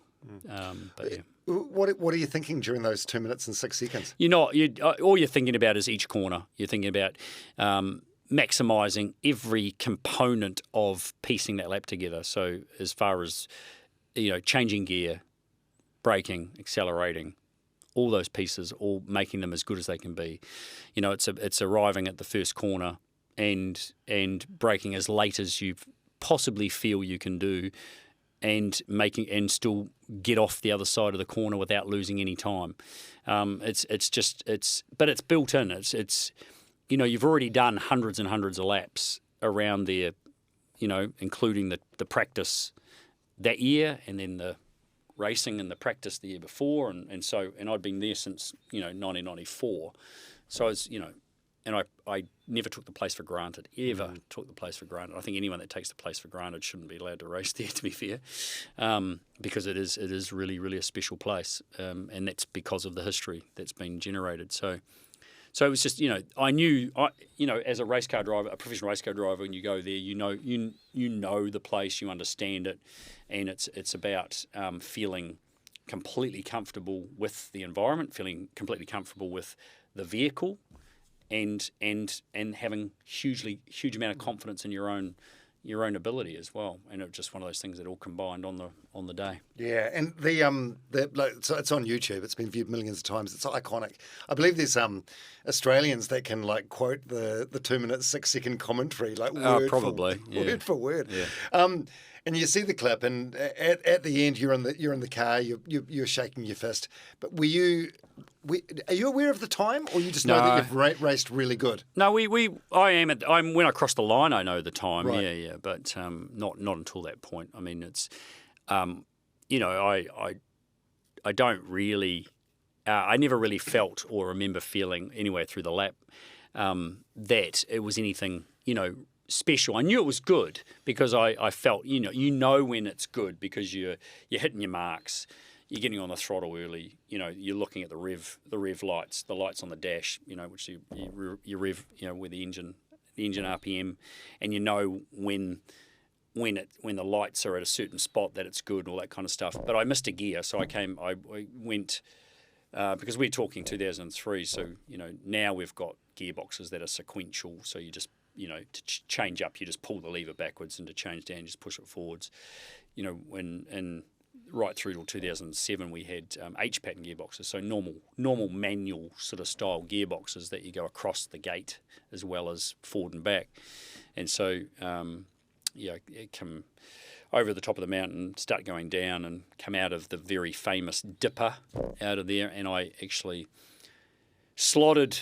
You go from second gear, so you're hard on the gas, and you just basically jam the gear lever across to third, so you go across a gate to third. But I actually was probably a bit tense, and I slotted it straight into first. So the engine over revs, quite a lot, and you're not accelerating, you're decelerating because you're in the wrong gear. And I did that, and that was a real sort of wake up moment. And I thought I thought that's it. I've ruined the lap. But the run from where I did that to the next break point was quite short. So if I'd done that coming onto the main Conrod Straight, it would have lost heaps of time. But I did it at that point, which it cost me a couple of tenths of a second, as it turns out. So I was really angry with myself for a split second, but then knew I just had to finish the lap. So I did not think I was going to be fastest because I'd done that. It's amazing. So it wasn't a perfect lap. Nah, it was shit. See, another reason not to be named the L word. What I don't know if it had any. Yeah, what impact did it have on your life, if any? Doing that? Yeah, that lap of the gods. It has been it has been a big impact because, and it was more so because of the reaction from the pit lane. And also the fans, because it was I think, and I know there's people that still come up to me now and goes, "I was there that year, you did that," and you go, "Fucking hell, wow, okay," and they go, it was just the best thing, and you're like, far out. It's like, oh, really? Wow, I really appreciate that, Yeah, and you got, hardcore Ford fans, bleed blue, who hated Holden drivers and hated them. They go, I was a Ford fan, but that was fucking cool, and you're like, I really appreciate that. It's it's amazing. So yes, it was and the fact that it still gets referenced today and it's still mentioned as a moment in the history of the sport and Bathurst history is it's a really special thing. So not everyone gets to experience something like that at all, and. Oh, mate, 999 people out of 1,000 would never get to experience something like that in their life. No, it's probably more. Yeah, absolutely. Yeah, correct. And so that's, I am very, I'm very humbled and privileged, and I find it hard to fathom that it's still a, I didn't think at the time that it was that would be something that would be remembered the way it is, and historically significant moment in Bathurst history. I just didn't consider that at all. I started to get sick of people going, "Oh, is your lap tight? Is it going to get beaten this year?" 3 years in, it's like, for God's sake, can someone just hurry up and beat it? I'm sick of this. And then 5 years in, still going. It's like, and then I'm going, why can't I beat it? It's like, Jesus Christ. And then it gets to 7 years, and it's like, oh, don't ask me if it's going to get beaten again, And then it got beaten. I was like, oh, fuck, shit. It was like 10 years though, right? 10 years it was no. It was only it was 7. Right. 7 years. Yeah. How do you feel when you see it on YouTube now, or when you see a replay on TV? Yeah, it's no, it is. It is significant. Yeah. I mean, it's hard to explain. I think, and again, I suppose this is part of it. I get all the credit for it, but all the credit. And it's wonderful to see some of the camera shots of it. My engineer, he's on the road and you could just look on his face. And, he played everyone did. All the guys working on that car, the whole organisation, because we had to reassemble from a disaster 12 months before. And I think everyone was on the same. It was unspoken almost. I don't think we ever talked about revenge, on what had happened. The 12 months before, when I got a 5-minute penalty. It was go from the lowest of the lows, getting given the world's largest penalty ever given during a race, to the highest of the highs. And I think it was just again this subliminal desire. But my engineer Eric Pender, we had a really great bond, and he's the guy that had that car turn up the way it was, and gave me the tool to be able to do my job. You know, so and that's where the team thing comes from. Yeah, I heard a quote from you in another podcast. The quote was... I haven't done any. Talking about the lap of the gods, why the hell did this happen to me? Yeah. But what do you mean? Like, it didn't happen to you. You did it. Yeah, but how? How and why? I mean, again, I went back 12 months later. I was the fastest in qualifying again 12 months later. And then I couldn't go and replicate that lap the next day. You know, why not? It's just, and so why did it happen then? I mean, I asking big questions. It did, but it's like the factors that had to all fall into place. It's all the pieces of the puzzle, you know, to do that. Yeah, why? I don't know. Why wasn't someone else able to do it on that day? These, you know, I'm not gonna bloody sweat over it by any means, but it's just, you know, yeah, I'm incredibly thankful. But Jesus, you know, why did it happen to me? And a question here that could potentially get you in a lot of trouble at home. So there was the lap of the gods. Then you came back to New Zealand, and you and your wife, you had a baby shortly after that. What was the biggest highlight of that year? Holy shit! Well, it was a big year. It was just everything culminated. I mean, the Bathurst 24-hour race with Brock. You know, Cormac was born in October. Well, yeah, and that was only a couple of weeks after Bathurst. Oh my God! That's a stitch up. Don't answer that. You're not hiding to nothing. Yeah. I'm not gonna. No, you can get fucked. I'm not going to You're answer in the birthing suite. Yeah, Miracle of Life is special, but have you seen my lap of the gods? Could have made a T-shirt. That could have been a T-shirt. So you've mentioned the 5-minute penalty. Jesus, hot in here. A couple of times. You turn that back on. Yeah, I've got a card here called Crashes and Controversies, so we'll touch upon a couple of these. Home stretch, Murph. The 5-minute penalty. What was that? That's considered really controversial, right? Like you were hard done by. We deserved a penalty. It was a balls up, but where they pulled the 5 minutes was out of their arse. Stewards, I didn't have a very good relationship with officials. I was, not overly well liked.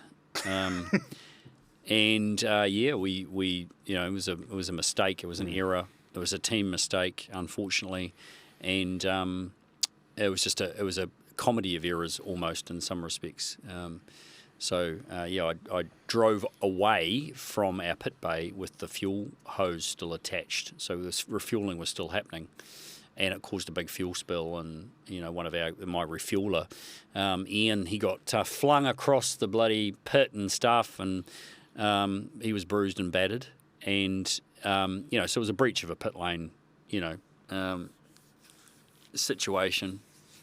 And it was a pretty serious incident. Yeah. So, but the officials just pulled out of their arse of you can come into the pit lane, a 5-minute stop go penalty, which was incredibly.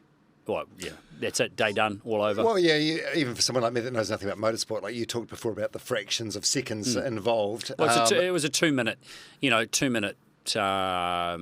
10 lap. Yeah. And so you're in the pit lane stationary for over 2 laps. So immediately you're 2.5 laps behind after you're that. over and out. And there was a controversial drive-through penalty at Winton in 2004 that cost you a win. What's a drive-through penalty? That was 3 as well, I think. Was it? I think my dates were all over the place. Yeah. Well, they're close. You're a year out. I was actually in the hunt for the championship that year. It was going pretty good. There was in Kmart Racing. So 2003 had lots of shit going on. Geez, you might be right. I can't even know. I don't even know. We need to search that. It's one of those years. Anyway, I was in the hunt, and I was catching. It's quite a long race, 300k races we had back then. So they were, a couple of pit stops and a bit of strategy involved and bits and pieces. They were quite good, but they were long. And I was chasing Craig Lowndes, and he made a mistake going into a long sweeping left-hand corner at Winton, and got it a bit wrong, and then tried to recover. And doing that, he got on the brake pedal right in the middle of the corner, and I was right behind him. And so he got on the brake when you should have been getting on the throttle. And so I was right behind not on the brake, on the throttle, and he's got on the brake, and so I've hit him, and he's gone off the road. But he was going off the road anyway. I just finished him off. He was already heading off the road, and I couldn't do anything about it. Like it was his mistake, not mine. And I got blamed for it, and it was clearly obvious on the replays before they gave me the penalty. It was just clearly obvious that it was his mistake, and I was just an innocent bystander in the wrong place at the wrong time, and yet I still got a penalty. So I had to drive through, and Neil Crompton, who was commentating at the time, and just absolutely reamed them for the most terrible, judgment of anyone that's ever. And Colin Bond, who gave me the penalty at the time, he never ever came and apologised, never ever said a word, and he was a bit of an icon, seen by many as a bit of a legend of the sport. But I've never willingly spoken to him ever again. Wow. For that. I hold a big grudge on that one. Wow. I may not have won the championship, but it certainly made my life a lot harder, and I don't think we recovered from it. If you saw him in a room now, like at a function, I'd just ignore him. Yeah, you're just indifferent. He's dead to you. I just don't care. Yeah. Then there was I only saw this on YouTube the other day, a 1997 crash at Phillip Island, where your car goes off the track and sort of like careens in a straight line towards towards a bank at high speed.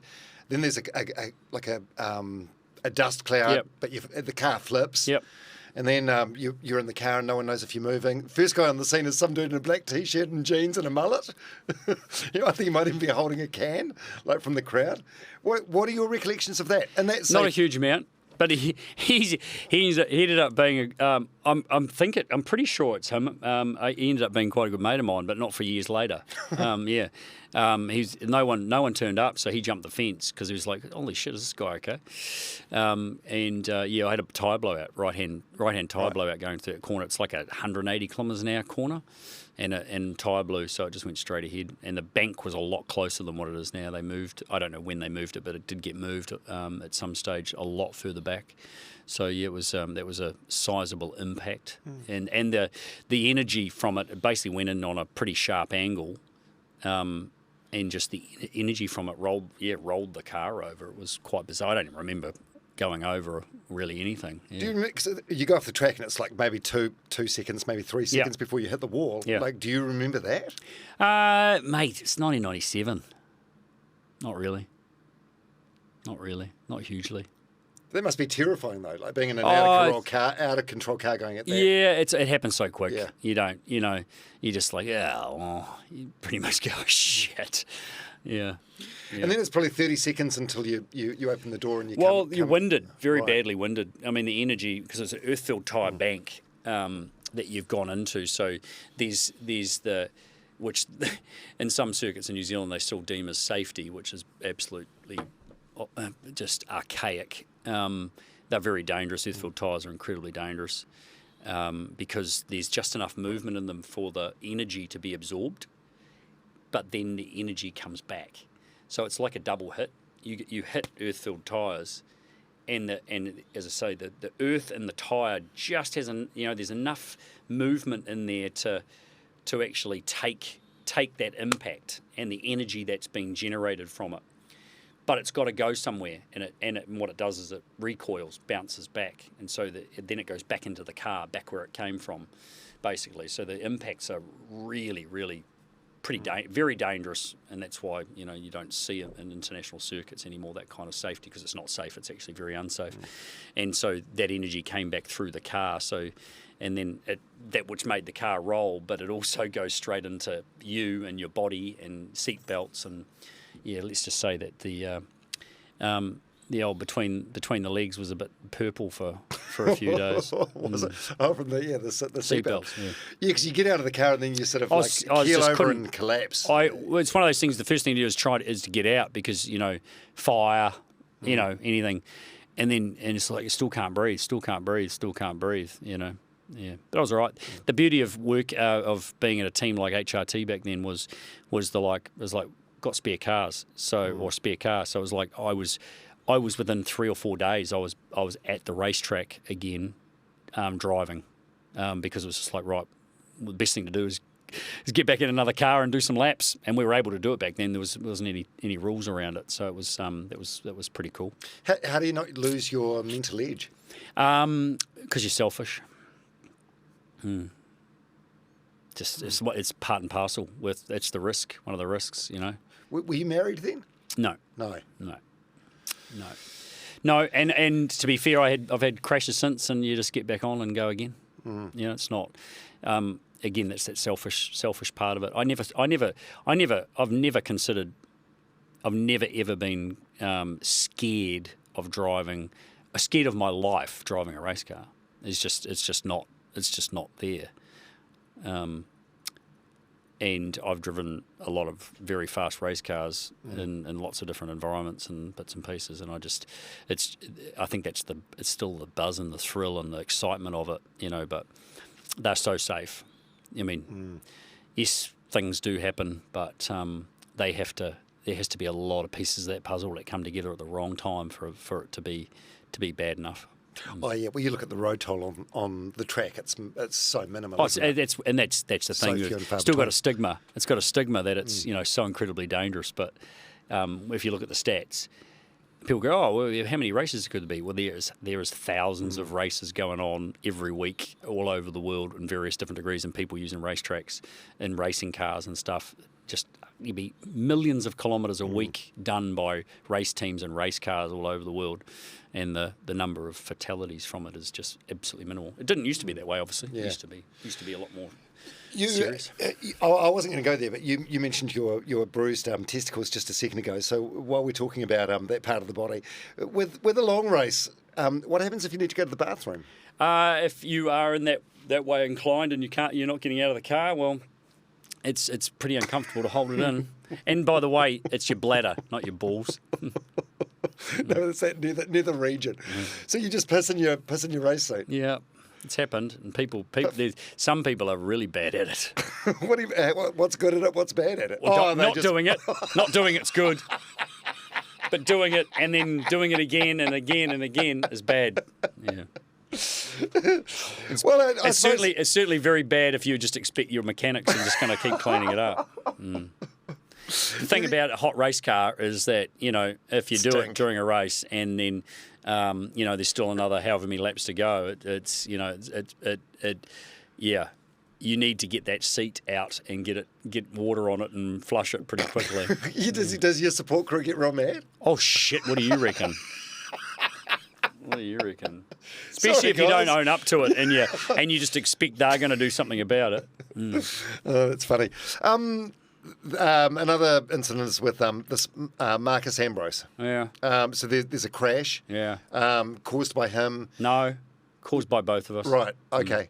And then there's a big pile up on the track of cars.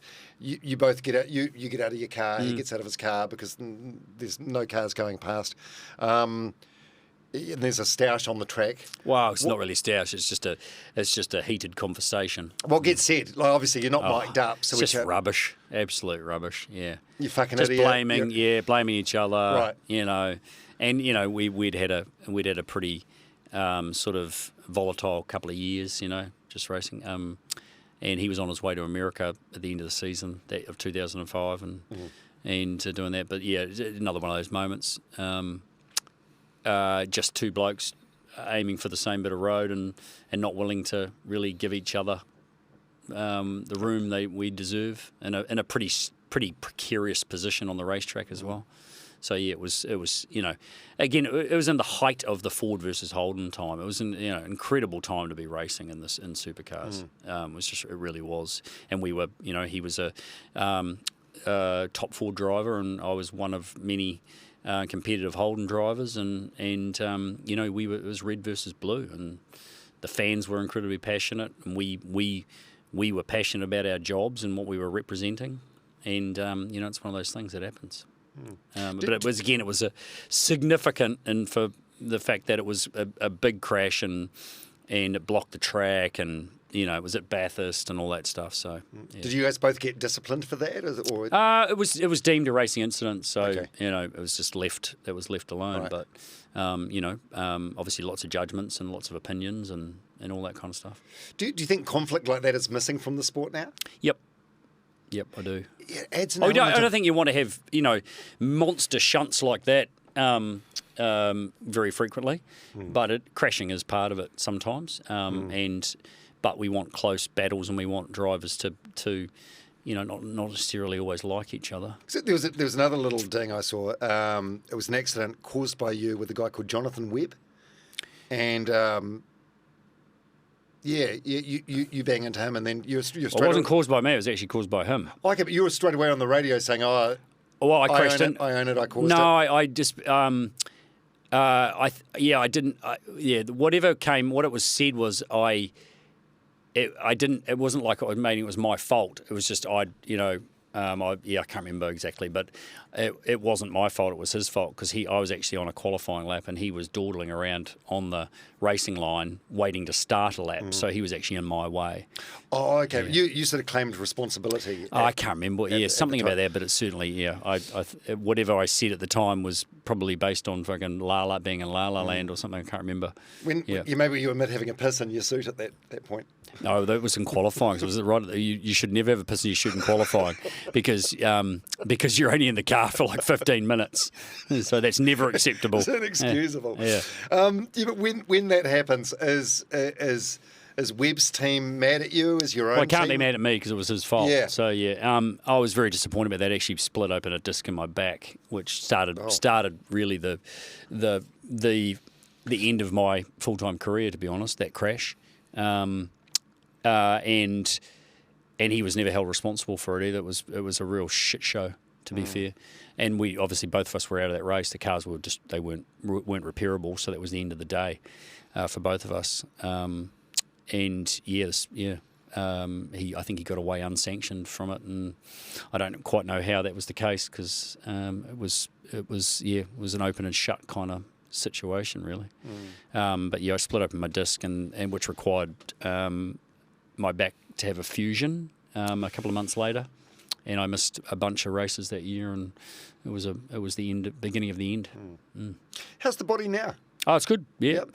It's good. Don't do enough exercise, but other than that, it's working. My back's good. That's because it's bionic, so it's good. Do you have like a man cave at home or any memorabilia? A little bit, not a huge amount. I got. It's one of those things you end up collecting a lot of stuff over the years, and when I came back from New Zealand, we just had boxes and boxes and boxes of all sorts of race suits and uniforms and all this kind of stuff. So I did a big auction at Hampton Downs actually and sold a lot of stuff because it was going to always be in boxes because not one to have it all plastered around the house or anything like that, and it was just going to rot if I didn't do something with it. So did that and gave a whole lot of the money away to type 1 diabetes research at the time because both Ronan and Cormac got type 1 diabetes.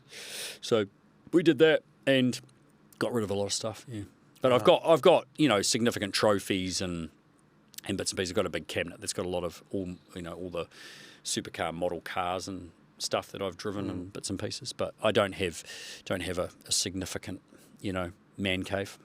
Yeah, from what I can gather about you, you're not a guy that dwells on the past too much. Like you're busy enough now, and you're busy enough looking forward to what's next. But does it feel good when you see those things around the house? Well, they're not around the house. Where are they? Where are the hidden in a trophies? corner in the garage, where all trophies should be. Not really. I don't really reflect on it that often. Really. Listen, it's nice to have, reference, and I've got enough. I've got enough reference. I also gave away, regrettably now, a shit ton of my helmets and things. They've actually something that I wish I had kept more of. Albeit a lot of them did go to special people that had really done huge things for me and contributed to. Significant parts of my career. So, I'm happy about that. But they really are I think they identify a driver. you know, because they're a significant piece of your equipment, and everyone, you know, a lot of guys do have, you know, a design that sort of signifies, you know, them. So I've still got quite a few, but yeah, would have probably liked to have kept a few more. What about cars? Have you got? Do you have many cars? Have you got a I don't. Holden? Yeah, I've got one Holden, a Holden Ute. That was the last of the Holden Australia built. Well, yeah, no one else built Utes, so I've got one of those. But that's the only Holden that I've got. What about your mental health over the years? How's that been? I'm pretty mental. Yeah. No, pretty good. You know, yeah, I've had moments. There's, you know, but no. I've not really really felt that I've needed to. I think you know, quite significantly. There's been some stuff over the last few years that I think is really not really given me a huge amount of help, albeit, you know, it's been a couple of times I've had conversations with people and, you know, just about, you know, maybe some moments or some things that, you know, you want to talk about. So I've sort of felt that that's always been there. Whereas obviously a lot of people don't feel that they can do that.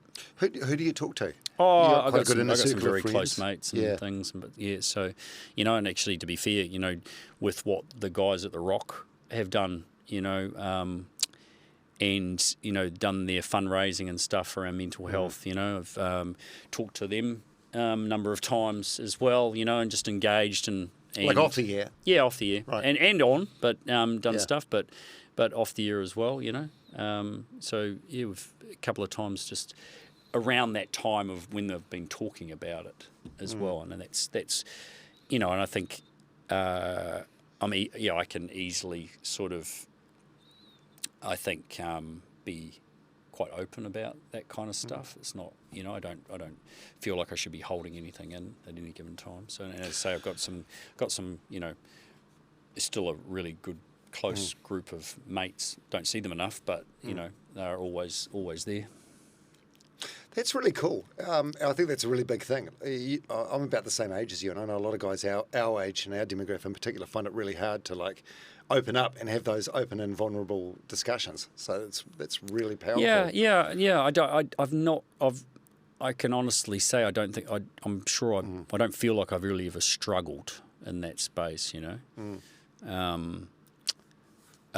So yeah, I think I'm pretty good in that space, and I would hope that my other people I know, my mates that I know too, would feel the same, to be able to, you know, talk to me if they needed to. Oh, good on you. Because it is a challenging space and world, and for all sorts of so many bloody reasons these days. Oh, it's tough, and there's been a lot going on the last 5 years, probably since the beginning of the pandemic. Yeah, there's been a lot, and totally, it's been a tough time for a lot of people. And I don't know, you know, and it sometimes is really, it's difficult, isn't it, to, you know, to see things from different perspectives, but you know, and understand some of these things that people are going through. And how they're seeing things, and how, you know, they might not see an outcome or a way through stuff, and that, you know, that is, it's really must be so difficult to have to try and deal with that. Really must be. Yeah, so difficult. Because people can say, "Oh, well, keep going," you know, nothing lasts forever. It's going to change. But if your last 100 days have been shit, and today's shit, then of course you're going to think tomorrow is going to be no different, right? No, but I think that's probably one of those powerful parts of this podcast today, like you sharing that you're okay to have these open and honest conversations with friends, because I don't know, a lot of people probably think from the Murph that they know, the hard-nosed racing guy, they probably think he's not the sort of guy that would have those conversations with people. Oh, maybe, but you know, you're just a normal person at the end of the day. As I say, I didn't set out at 10, 12, 15, 20 years old to have the life that I had. I mean, I didn't know what was in store, you know. So I'm you know, I've had some amazing moments which again I did for me primarily. At the end of the day, it was because that's what I wanted to do for me.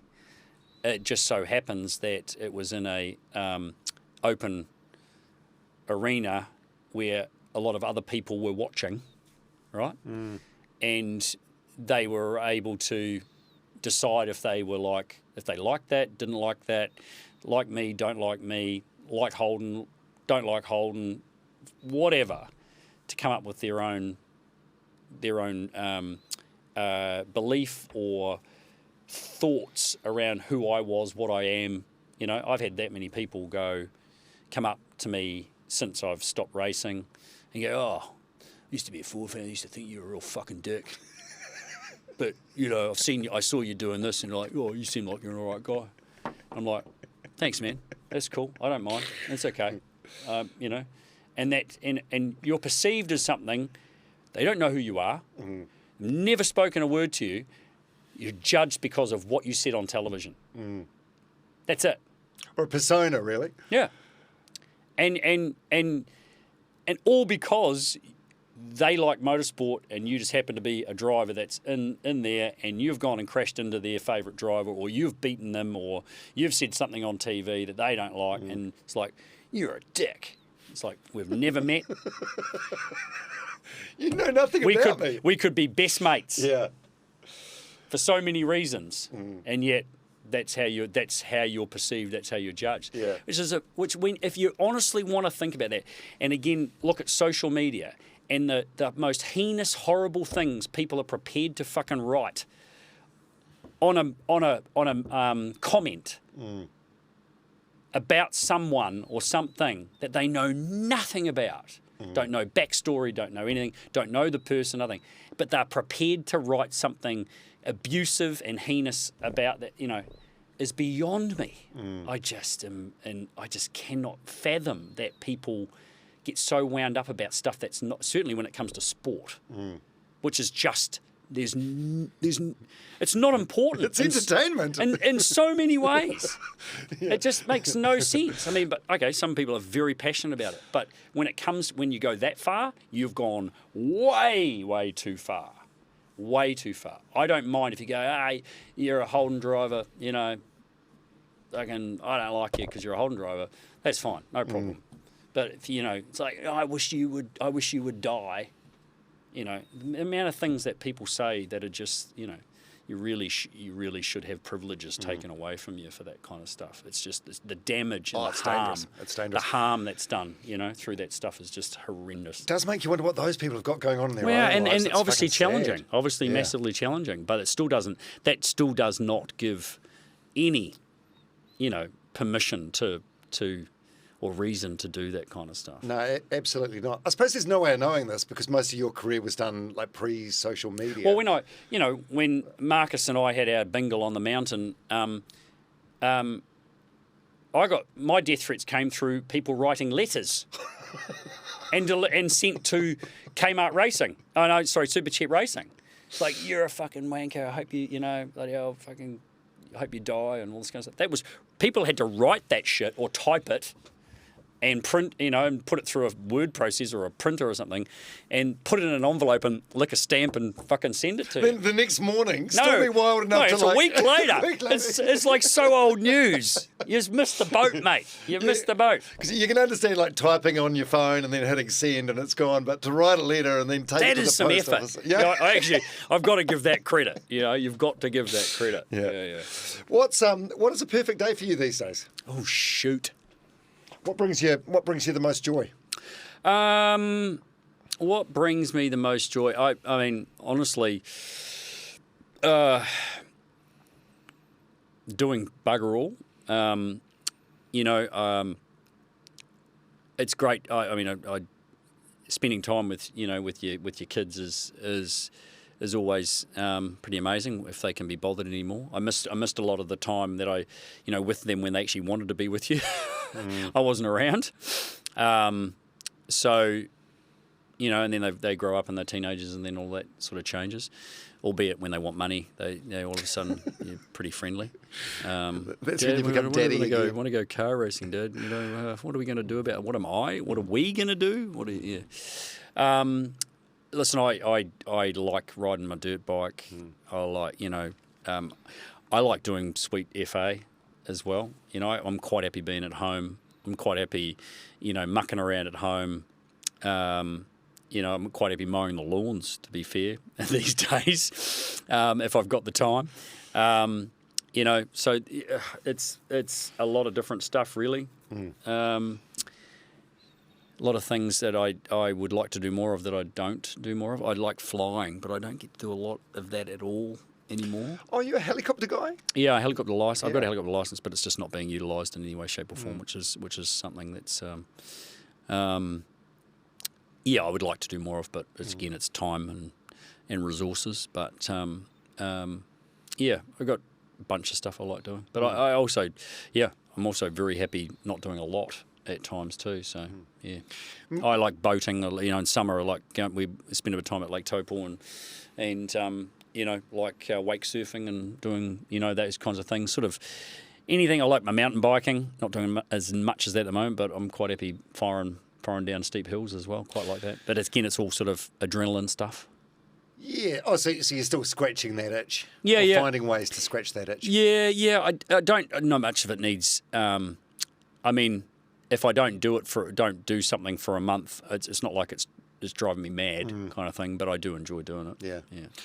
What are you, if anything? What are you still working on as a man? What are the, oh Jesus! what are the areas? It's endless. Yeah, yeah. Still lots of improving to do in many areas. Yeah. Is this you saying this, or your wife tells you, or your kids tell you what you need to work on? Well, you know, so there's. I think part of my personality is pissed them off for many years, I would say. Well, I saw an Instagram post, happy birthday Instagram post to you from one of your sons. Oh, really? It was really nice, and there was a carousel of photos, and he goes, "Happy birthday, Dad, I love you." And then in brackets, something like, "Even though you can be a real cactus sometimes." Yeah, that's about right. I think if you go back through every 12 months prior to that, there might be a similar one, to be fair. Yeah. What does that mean? Like prickly on the outside? Real prick, I think. Yeah. If they're being honest. Yeah. What about regrets? Any regrets? Oh, far out. That is really difficult because... yeah, there's lots of moments in time you regret you wish you'd done things differently or whatever, and some of that is definitely, should have been around more when my wife was dealing with 3 kids and stuff, and you know, just I just probably was focused on some of the wrong things. It's funny you say that. I've had so many guests on the podcast, the ones that spring to mind just off the top of my head, like Peter Leach, Laurie Mains, Grant Fox, and they all say the same thing. Like that's the one thing they regret, like the time that they didn't have with the kids. Yeah, you can't get it back. No, you can't. It's just like the focus was just not right. You know, you're just so caught up in professional life and stuff, and you just sort of, you know, like, I don't know how I would have done it better, but I'm sure you could have, you know. And then when you are there, be real present, be more present, you know, a lot of the time. I suppose that's it. You're just being ruthless with time management. So when you're there, you're fully engaged. Yeah. What about future goals? Like, where do you see yourself in 5 years, 10 years? Oh God, geez, I asked everyone in that podcast that I've done, you know, that same question, and I think it's easy to answer. It's not easy to answer, is it? I don't want to be this busy in 5 years, is what I am. I would like to be able to, you know, be putting a little bit more time into some of these passion kind of projects, like, you know, fixing road safety and stuff like that. I would like to be able to, spend. I think my wife and I would both like to be able to be enjoying more of the things that we do like doing together, and not be so caught up in in trying to make a living and set ourselves up maybe for the future. Because at the end of the day, it's not like we're certainly in Struggle Street, but you just tend to keep saying yes and keep doing things, and because it's sort of in your. It's just in your makeup, It's just sort of the way it's always been. Yeah. So I've got to do better at that. I've got to do better at saying no. But the thing is, I enjoy everything that I do, which is a problem as well. You go, oh, geez, I wish I wasn't as busy. And then if you're not, you're like, what the hell? I need to be busier. It's just ridiculous. Yeah. It really is. But so I enjoy everything I do with the people I work with. So that makes it sort of challenging to say no. I've done a bit of travelling. It's not like I need to do a shit ton more of that, but I would like to actually spend some more time in some parts of New Zealand. I love Central Otago and spending time down there, and I would like to do some more fun stuff like riding my adventure bike and doing a bit more mountain biking and a bit more of that stuff, and seeing actually some more of bits of New Zealand that I haven't seen, to be fair. I don't know, there's heaps of other stuff. What about fears? A lot of people probably think Greg Murphy is fearless. But what are you scared of? Well, I think that's a valid fear. It's very reasonable. Fucking hate crocodiles. Terrified of them. Same. Like, sharks get a bad rap because I feel like sharks, when they attack humans, it seems to be but they're not as ugly. Yeah. Mistaken identity when sharks do it. I think they feel bad about it. Yeah, but crocs, they don't give a shit. Yeah. Say it's your funeral, and there were 3 words that your family and your friends had to... Oh, my God, Dom. Far out. What? 3 words that you'd like... You have found my weakness. Fears, answering these questions. 3 words that you'd like family and friends to use to describe you. Jesus Christ. Did all your podcasts go this long? This is quite a long one, but I've probably deliberately stretched this one out because I knew how much you were dreading it. No, actually, I've cut corners. There was a lot to talk about that I've sort of edited out as we've gone. Does that mean I've talked too much? It's been engaging. Right. How's this been for you? Has it been awful? No. No. But, it's not life-changing. I know you'd rather be like back in your hotel room just on your own right now, rather. Yeah, I'm quite happy in that space. To so be fair. am I. Yeah. So am Yeah. I. I think I'm like probably. I suppose I'm Jeez, like an I would- extroverted introvert. Now you've got me thinking. I would hate to. I don't know. What would I like people to say? 3 words? Yeah, like so you're dead. Your family and your 3 kids are there, and your wife's there. Like, how would you like them to see you?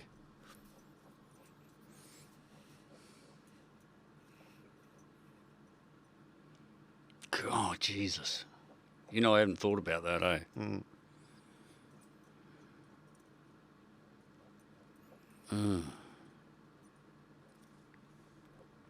That's not going to come quickly. How would I like them to feel? Do people answer that really quickly? Some do. A lot don't. Yeah, right. Yeah, just it varies.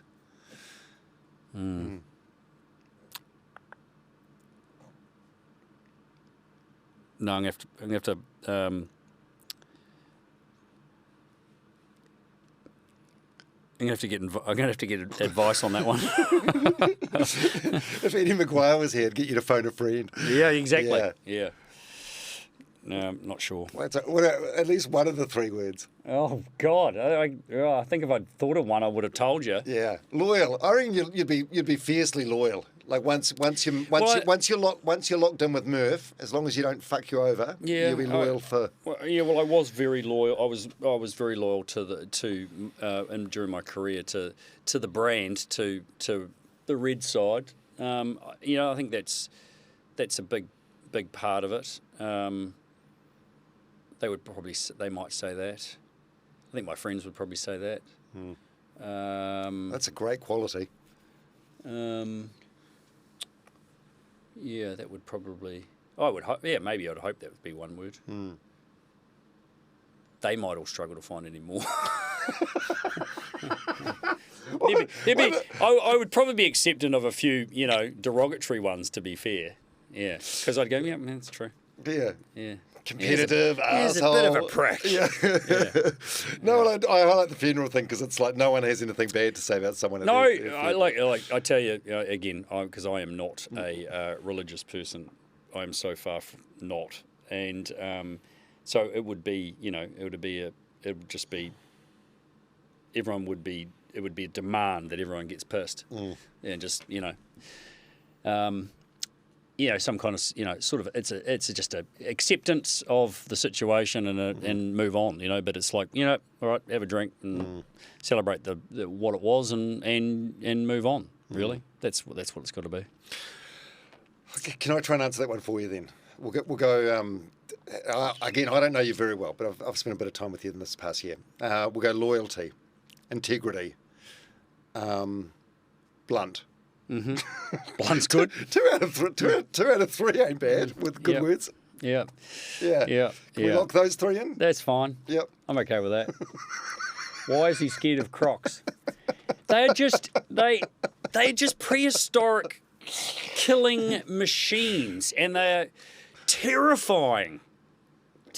Like the supercars goes to Darwin every year, right? And the places, and like people love Darwin. Like, it's great to go up there.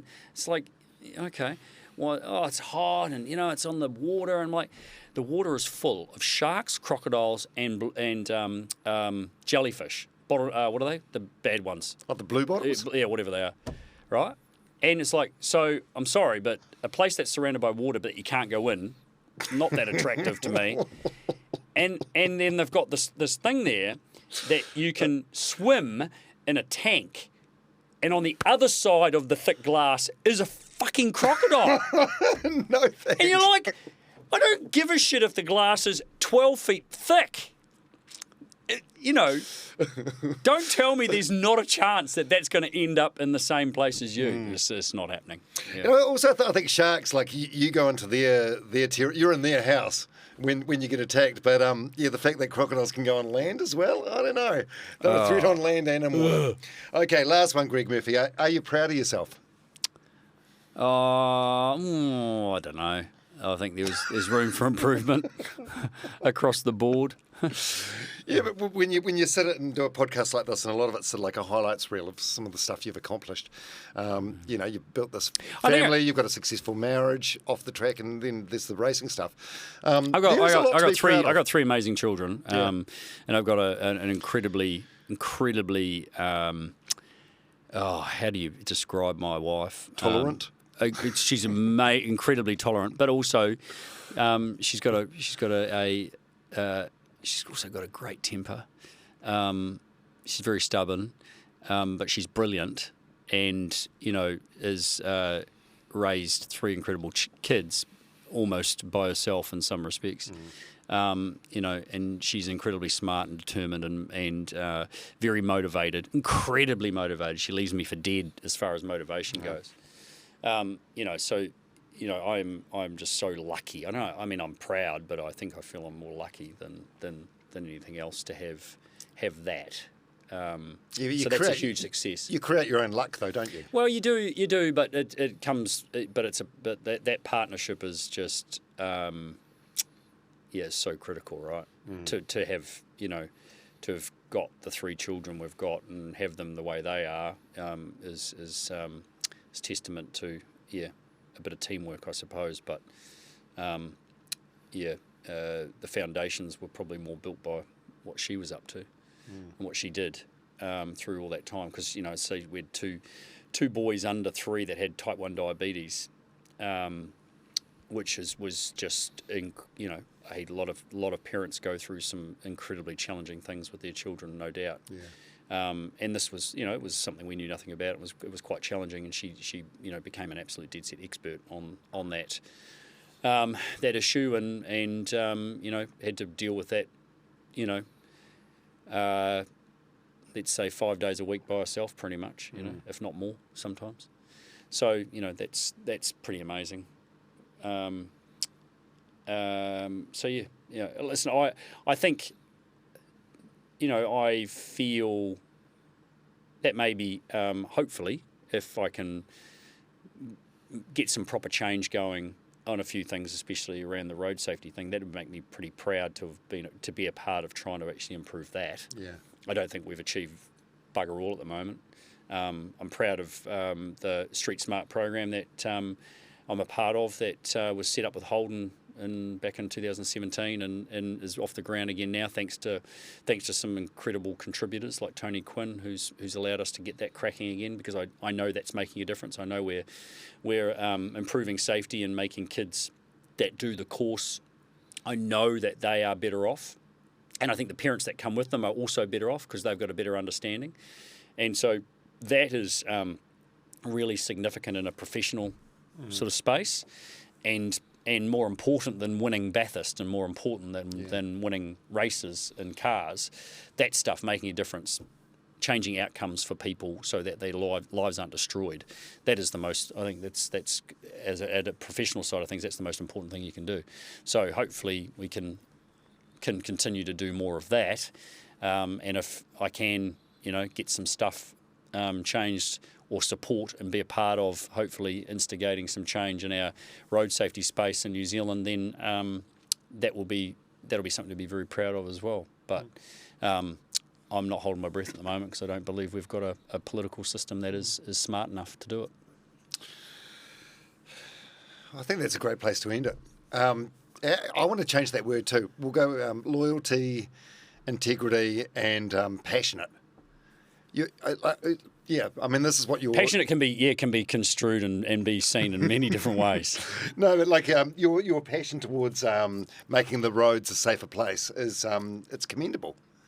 It's commendable, and that's a big theme with this new podcast series that you've got coming out. And I've learned a lot from being involved with it. I just don't get why these things are so difficult. Yeah, it makes, honestly, the amount of money that we waste in this country and get nothing for it is, I don't think it's any different to most countries, but in this little country we can do so much better. Yeah. And we are doing a shit job in so many spaces, and yet wasting so much along the way, and it's very frustrating. Well, Greg Murphy, you're a great New Zealander, not a legend. Yeah, good. A great New Zealander. I agree with that. Even racing aside, like the stuff that you're doing in the road safety sphere, it's incredible, and it's been great to finally get you on the podcast. I know there's 100 places. Well, you'll judge that by how many people listen to this and then comment on it. No, I'm happy with it. I think it's a great I do ask that question to a lot of guests. So it wasn't that long ago. What was it? Are you getting more emotional in this chapter of your life? No, it's just a really tragic moment in mine and a lot of other people's lives. About 6 weeks ago, we lost a very close mate. So yeah, at a young age. Yeah, I'm sorry to hear that. This has been great. Thank you, mate. Really appreciate it. Don't ask again.